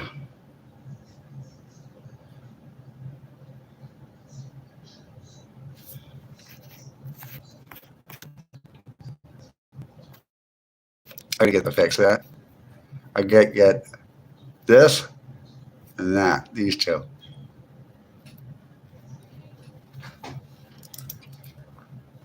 I have much bigger fish to fry at this point. I have a lady friend that has Hashimoto's disease, and she has lupus too. And they had thought it was a seizure disorder. They were giving her all kinds of medications that she didn't need, and they found out she had a thyroid problem with her blood platelets are attacking each other. Red blood cells and white blood cells are attacking each other. Does anybody know about that? And Hashimoto's disease and lupus, does anyone know about that? She is a young woman too, and it's sad what's going on. I don't usually talk about it on here, but it's something that I'm going through. I've witnessed a lot of things lately. I became saddened the other day. I'm not going to let it, it's not going to change my life or anything. I can't make people do anything or not do anything in this case, but I can pray for them. I can pray for them that they stop what they're doing.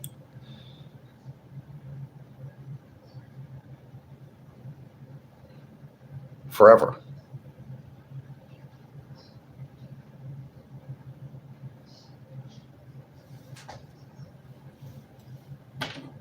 People make mistakes. I made more mistakes than most of you people did. People can get back on track and get to something that's more productive, like securing employment, even if it's part-time employment, going for a walk, painting, I don't know, planting a garden. Lots of productive things to do. Lots of fun, exciting things. Find a musical instrument.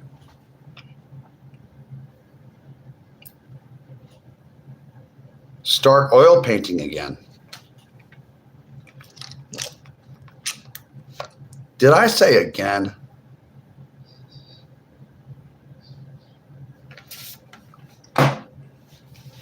I'm still your friend. I do mean well. You are right. I actually do mean well. I have the capacity to love another human being. I really do. All of you.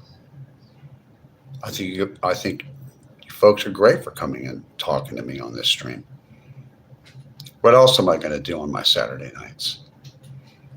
I have to stay close to home. I make my bread from home. I take care of people from home. I have an enormous, and I mean, I have an enormous amount of responsibility, more than you could possibly fathom.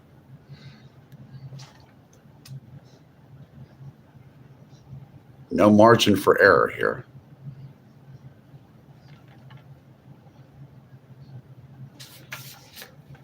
Sometimes people have a hiccup in their life. They make a mistake. Well, when you make a mistake, what you do is you eat a cheeseburger with some French fries, right? Wash it down with a beverage. You take a Sominex and you go to bed for about 14 hours straight. And you do that and repeat 3 days in a row.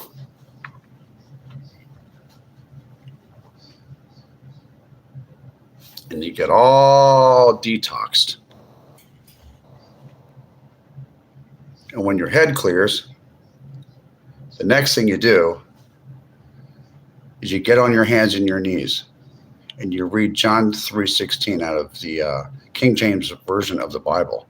And then you ask Jesus Christ to take away your addiction to whatever substance that you're having a problem with.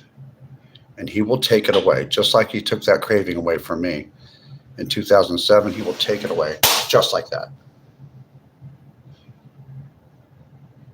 We're just people. I'm just a human. Everybody's just a human. And people just make mistakes. I can tell the difference between a person that's a decent person that has a good heart and just makes a mistake, like in the case I'm talking about. You don't know who I'm talking about. I do. They do. But it's not for you to know. But there's a different kind of a person, and they're rare, but they actually are calculated, and they know that they're doing wrong, and they do wrong anyway.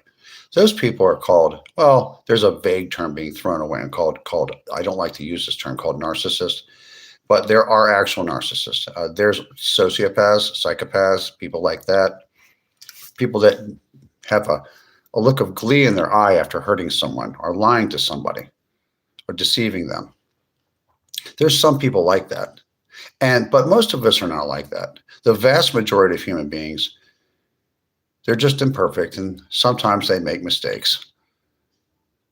But it doesn't mean you can't pick yourself up, dust yourself off, have a cheeseburger and some French fries, eat some protein and some complex carbohydrates, and drink a lot of water and urinate it out, and then you go to bed for at least a couple days, 12, 14 hours a day, and you sweat it all out of you, and you come to your senses, and you ask Jesus on the third day to take the cravings away.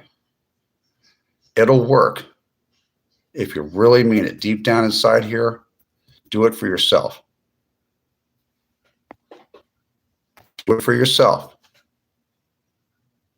Not for anybody else, not for your family, your friends, or anything, your kids, or anything. You pray to Jesus for yourself to not have the cravings to do any kind of substances, whether it's alcohol, drugs, or anything like that. You can even do it with cigarettes if you want. I know that's kind of hard to stop the cigarettes also, but just to stop it.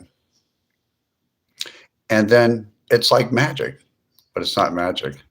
It's Jesus doing the work. He takes the cravings away. Then you go on with your life, and it doesn't mean your whole life's going to change. You might have the same problems that you had before, but you'll be able to think more clearly. You'll be able to think more clearly.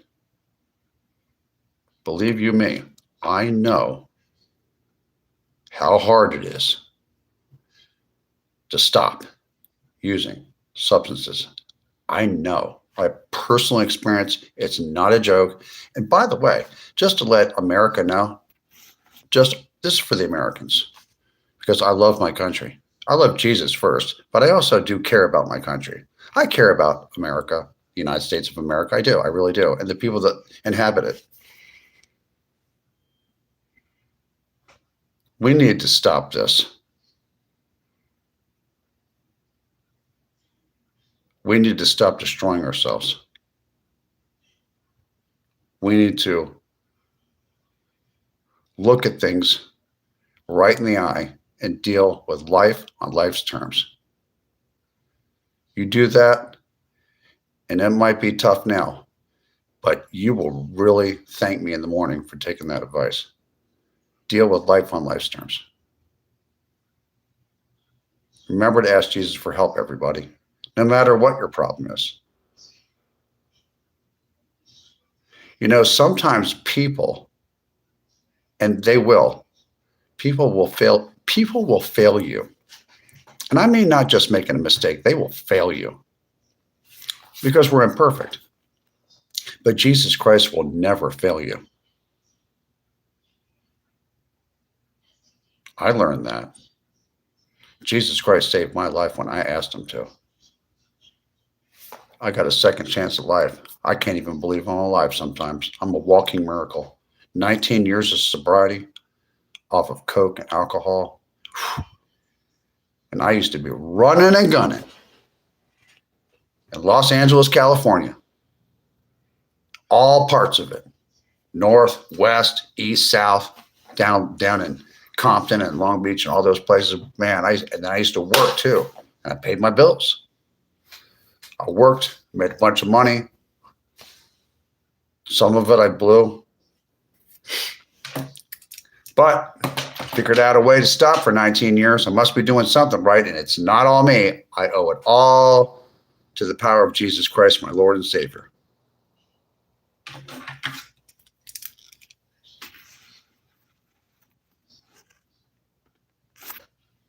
Yeah, in Van Nuys. I lived in Van Nuys. I know all about Van Nuys. What would you like to know about Davino Lee? How about Van Nuys? Are you from Van Nuys? Do you know me from Van Nuys?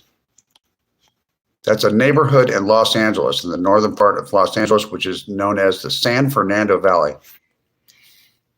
Craig Bradley, 39 years sober. He's got 20 years more than me.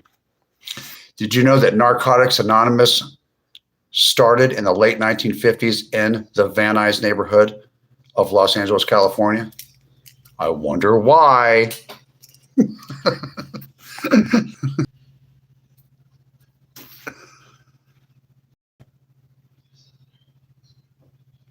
Westwood Village Memorial Park Mortuary. I know where that is. You should go visit. Yeah, it's like some places it's all over the place. Like LA, it's all over the place. I mean, all over the place. At Davino Lee, do you know me from Van Nuys? Van Nuys is a small world at 4 zip codes of Van Nuys. You met some girl that said they were from there. Who said they were from there? Van Nuys? A white chick or a Mexican chick? Well, really, it's mostly a lot of Central Americans live there now. It's like a lot of El Salvadorians, Guatemalans, Hondurans live there. There are some Mexican Americans there. There's some older white people there. It's mostly a Latino neighborhood now. It's a blue-collar, working-class, Central American and Mexican American neighborhood. That's what Van Nuys is. It wasn't always that way, but I'd say probably since around 2001 or so, it developed into that. About the turn of the century. Okay, I'm going to hide that. We will talk about that subject here. Hollywood can be fun. Oh, you're in Los Angeles, Angelo Thunder 11. Where are you in Los Angeles? I've been all over the damn place. I was there for 30. I'm from Philadelphia, Pennsylvania, but when I was like 19 years old or 18, I went out to LA and I lived in Hollywood. And I lived up in Van Nuys and in the Valley in different neighborhoods up there and shit. Angelo Thunder. I lived in San Pedro too.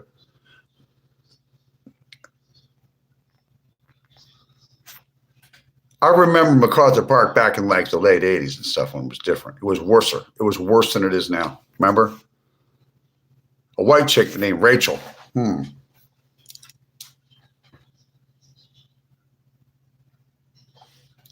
Was she Jewish? Rachel. Just wondering.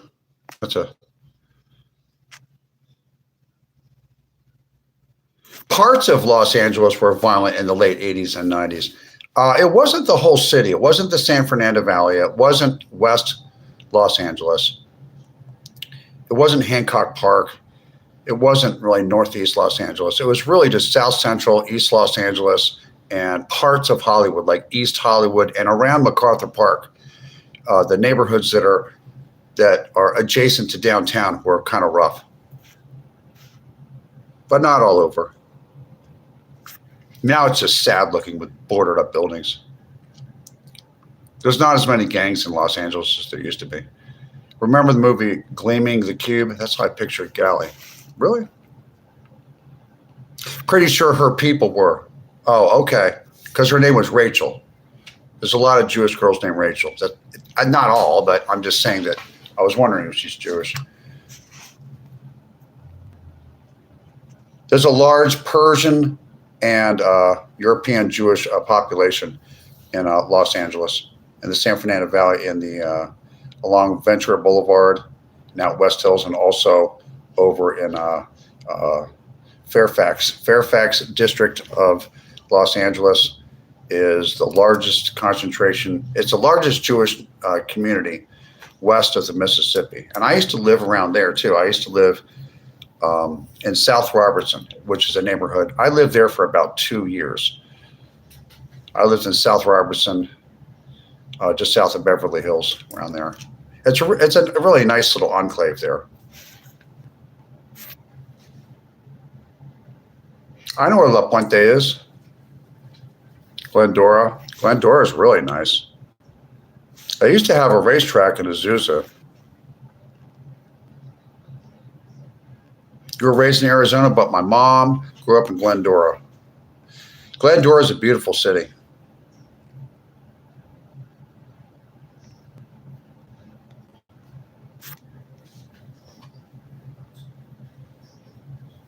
Actually, I take that back. I was at the bus terminal there in San Fernando later in 2019 on my way back up north.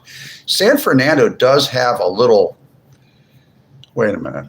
Are you talking about like Greyhound bus? There's a Greyhound bus pickup place in San Fernando and also in North Hollywood.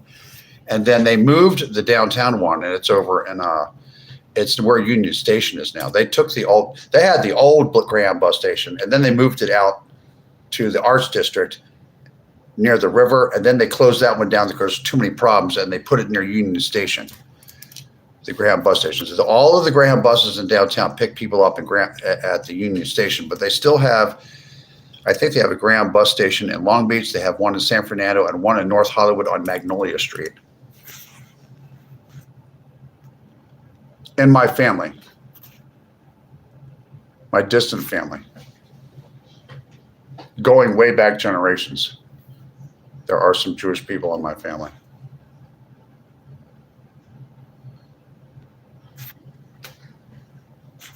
On my mother's side, somewhere up there, probably.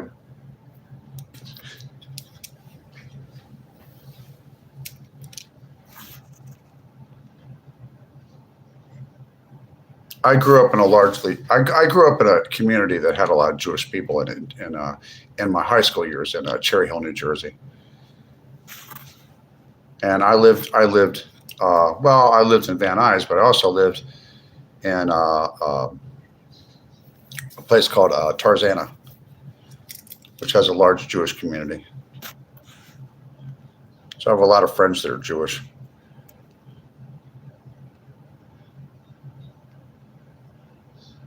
3:50 a.m.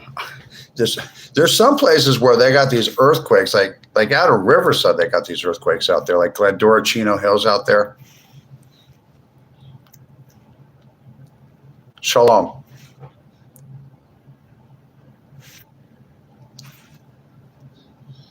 Diddy Party's rampage. Just asking because I'm Jewish. Yeah, I mean, I just grew up I grew up as a young guy, and in high school in Cherry Hill, New Jersey, which is probably about almost 50% Jewish neighborhood. And I lived in a lot of places in the San Fernando Valley and Hollywood that have large Jewish populations. So I'm used to being around a lot of Jewish people. My doctors were all Jewish and everything like that. Kimberly Johnson, 1371. Did you know that you have an extreme S sound going on no matter what you say? It happens at the beginning and the end of nearly every word I've heard in the past 2 minutes. Laugh out loud. Really, you think so? I do not know what that is. Yeah, it was the bus station in the San Fernando Valley. Smelled like weed. I know. Yeah. There was a pack of cigars sitting on the bench next to it. Felt like bait. No, I am I'm Methodist.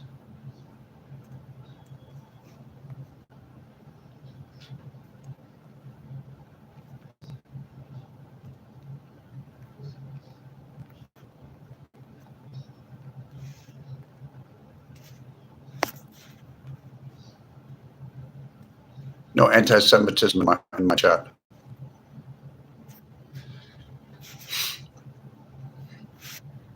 And don't talk garbage about Christianity either. Just don't be here. Anyway, let's see what time it is. Oh, it's 8:18.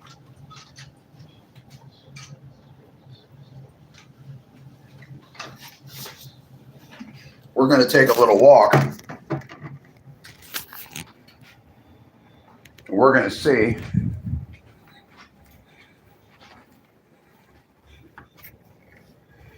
we're going to open this up here.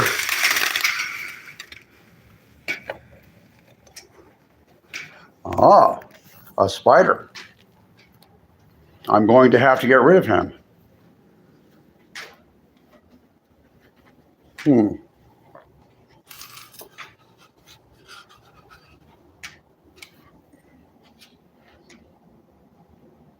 Okay, you're gone.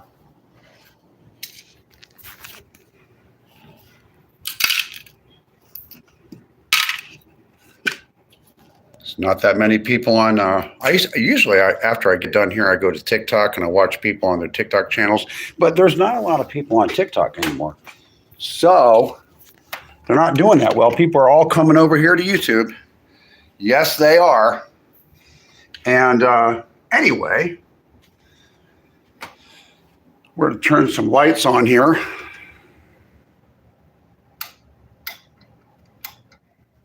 Well, look at that. The lights are on.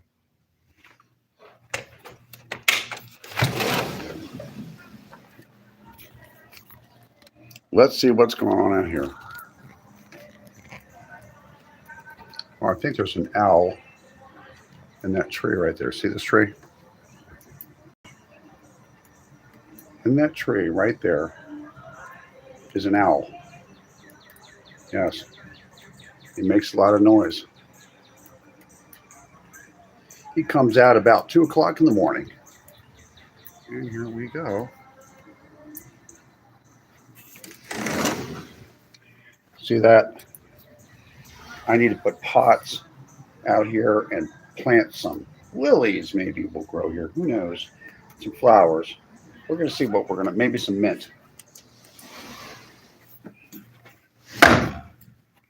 Oops. Okay. Let's lock that. That'll lock. Okay.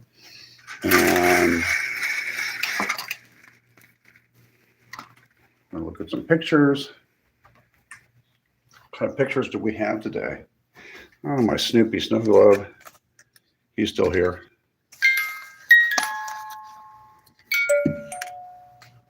That looks like me. Yes, it is. And my mother, my little brother. That was a long time ago in a galaxy far, far away. That's my dad when he got older. Maybe a few years before he passed. My mother and my father. Look at that beehive haircut. Look at that. Look at that haircut. There's me. I must have been maybe 2 years old or something, maybe younger. My father is a young man. Kind of looks like Ernest Hemingway. I can hear when he got older. He looked like Ernest Hemingway. And I think this is a picture of my mother, a little girl, maybe in the 50s or something like that. Probably early 60s. And my grandmother, maybe in the early 60s or something, late 50s. I'm not sure. Yeah, that's the one I look like. Yeah, I mean, I even have her nose. Look at that. I have her eyes. She had the blue with the purple ring around it. She passed away in 2002, I believe. 1 or 2. I think it was 2002. And she helped raise me. I was partially raised by my grandmother from small. And my aunt, my mother's younger sister, helped raise me also when I was very small. Oh, I got to get this hair cut.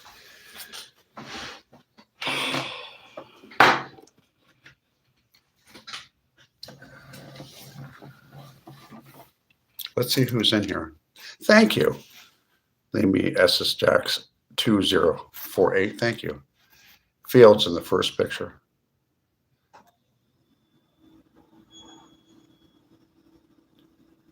She looks like an actress. Yes, she does. Hollywood wanted her. They wanted her to move out to Hollywood after the war. My great grandfather forbid that. My great grandfather, who was he grew up in western Nebraska. His father was a horse breeder, and I think he was the oldest of all the kids. It was like 10 or 11 of them. They lived on the Colorado-Nebraska border, way out there, way past North Platte. I've never been out there, but I've seen pictures of it. I can't remember the county they're from. Their last name is Sheets. But when he went to high school, what he did is he went to Omaha, Nebraska to go to a military preparatory school because he was going to go in the Marines. And then he went into the Marine Corps down at Paris Island. And then he was stationed in Waukegan, Illinois. His name was William Russell Sheets. And I have cousins that live in everywhere from Utah, Colorado, Nebraska, and Missouri that are part of the clan of the Sheets family. That's Sheets.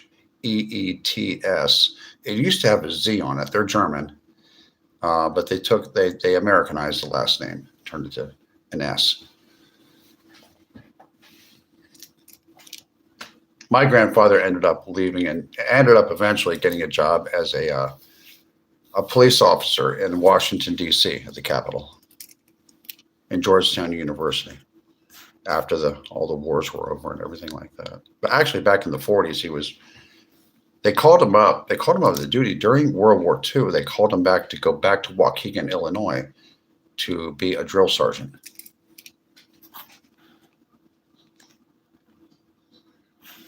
Davino Lee, I'm in Nebraska now. Where are you in Nebraska?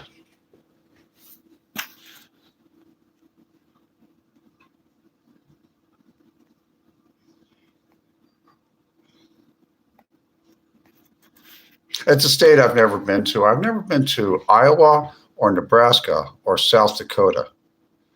Those states I have not been, or Wyoming. I've been to Colorado. I've been to, I've been to Colorado. I've been to Kansas. I've been to Missouri, all the other Midwestern states. I've been to Minnesota and Wisconsin and North Dakota, but not South Dakota. So the states that I have not been to are Maine,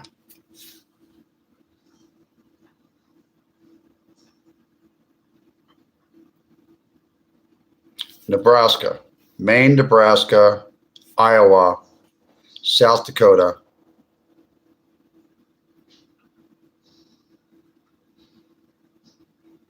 Hawaii, Alaska,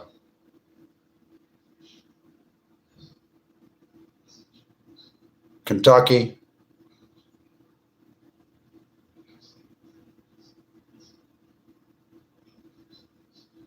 I think I've been to all the rest of them.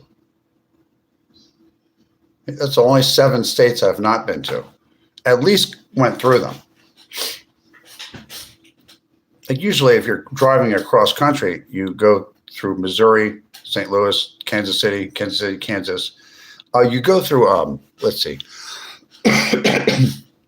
Lawrence, Kansas. There's a big Hallmark card factory where they make Hallmark cards out near Lawrence, Kansas. And then you go to Topeka, and then you go to Western Kansas, where it goes up in elevation. It's more deserty out there. Colby, and then you get into eastern Colorado, which looks just like Western Kansas. And then you go into Denver, and then you go through the mountains. Then you get to Grand Junction, Colorado, and then you go through parts of the desert of Utah for a long, long time. And then you end up in St. George, Utah, and then you go drive to Las Vegas, and then you're only 4 hours and 45 minutes from Los Angeles, downtown Los Angeles. That's the route. Indiana, I've been to Indianapolis. I've been to Avon. I've been to Zionsville. I've been to Eagle Creek Park. I've been to all those places. I do look a little bit like Dr. Oz. I got to get this red out of my hair. It's just too red. I've been to Spokane, Washington. I did like Spokane, Washington. I liked Coeur d'Alene. I liked Missoula. I liked Billings. I like Butte. Has a big giant hole, where they mine. I've been to Missoula. That's an excellent place. Coeur d'Alene is absolutely beautiful. Spokane is absolutely beautiful. I've been to those places. I lived in Bellevue, Washington. I've been to Snoqualmie Falls, even. Sherry's on Lake Michigan. What side of Lake Michigan are you on? I never say how old I am. Wow, everybody's talking to each other in the chat. That's excellent. We got people talking in the chat to each other. I love that. Well, guess what? It's been real and it's been fun, and I appreciate you folks coming into my live stream.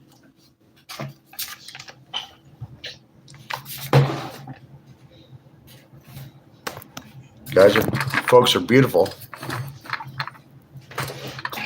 And thank you very much for coming into my live stream.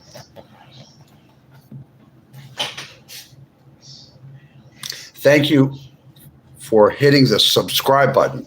If you could tell all of your friends, it'd be greatly appreciated. My goal is to get this channel to 10,000 subscribers, and then I will monetize it. It is currently not monetized. This is a non-monetized channel. I don't need your money. I give people money and cash apps, small and sometimes a little bit more amounts. People that are in financial need. I will monetize this channel at 10,000. I will get to 10,000. We need to get me to 10,000 subscribers. I have 1,000 and some change. I might be close to 1,500. I'm not sure. I think I am. I'm gonna have to check it after this stream. You can get to my channel by typing in @Hollywoodland21 or look for my channel Hollywoodland22. Either one. You can find the subscribe button. You can hit the subscribe button, and it's free to subscribe. I do not charge for any subscriptions whatsoever. I do not believe I will. I'm pretty sure I'm not going to be charging for subscriptions. But once I get this to 10,000 subscribers, and I would like to do this in the next 60 days. By September 1st at the latest, my goal is to get this to 10,000 subscribers. So if you could tell all your friends, family, and acquaintances in the office, on the construction site, in the laundry room, if you work in a hotel, or in the restaurant you work in, or in the factory you work in, or at the lunch table. Tell them about Hollywoodland22, or they can type in at Hollywoodland21. And we can have a really big channel where we can all talk about things that are important, particularly for us American citizens, about the United States and what's going on here. And we're not talking about just politics. I'm talking about other things, cultural things, things that need to be done so that the younger people are going to have an opportunity. And that means people, even people as old as 45 and younger, so that they can live and enjoy what we enjoyed. And they can have a life and be able to buy a house and talk about, these kinds of things, and talk about things of a spiritual nature, talk about Christianity and the Judeo-Christian culture of the United States. It truly is.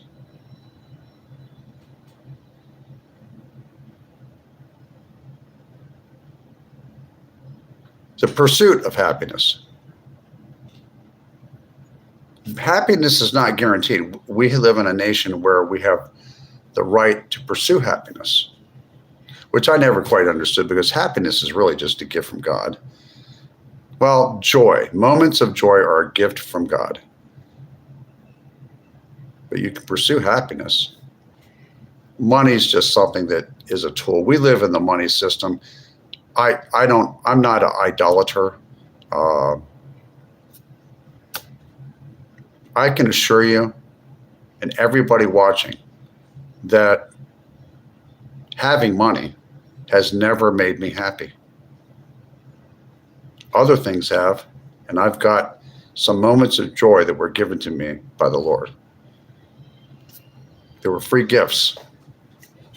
Happiness is a completely different thing than joy. And I don't know, maybe there's somebody in here that money can make things more comfortable for you physically. But even the poorest people in the United States live much more comfortably than almost the entire world. So, but it will not give you happiness. It won't. I know. I know it won't.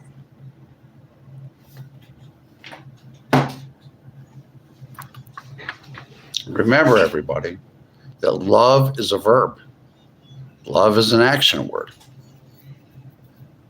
To love is to give of your time or yourself or your money or something like that if necessary to another human being or groups of human beings without expecting anything in return and not boasting or bragging about it. That's what love is. That's the simplest definition of love that I could come up with. I learned that from a priest.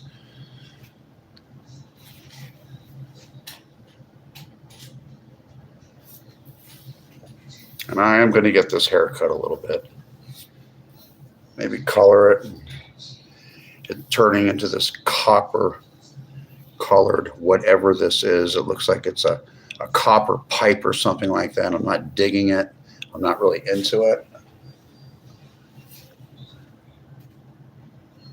Wake up, people, and smell the coffee. Or the green tea if you like that. And remember, if you made a mistake, take a Salmonex after you eat your cheeseburger with your French fries, eat a lot of protein and complex carbohydrates. Go to bed for about 12 or 15 hours, yeah. Just sleep and drink a ton of water and get it all out of you. then ask Jesus to make the cravings go away. You'll thank me in the morning. Thanks for being a friend, everyone. I'm a loyal friend. When I tell somebody I'm their friend, I'm loyal. Earl Grey, that's right. I will. Thank you to all my moderators for helping me out. Remember to subscribe to Hollywoodland22 or at Hollywoodland21. I am here Thursdays, Fridays, Saturdays, and Sundays from 6 p.m. until whenever. I love you guys. Bye for now. See you tomorrow at 6 o'clock. Stay safe.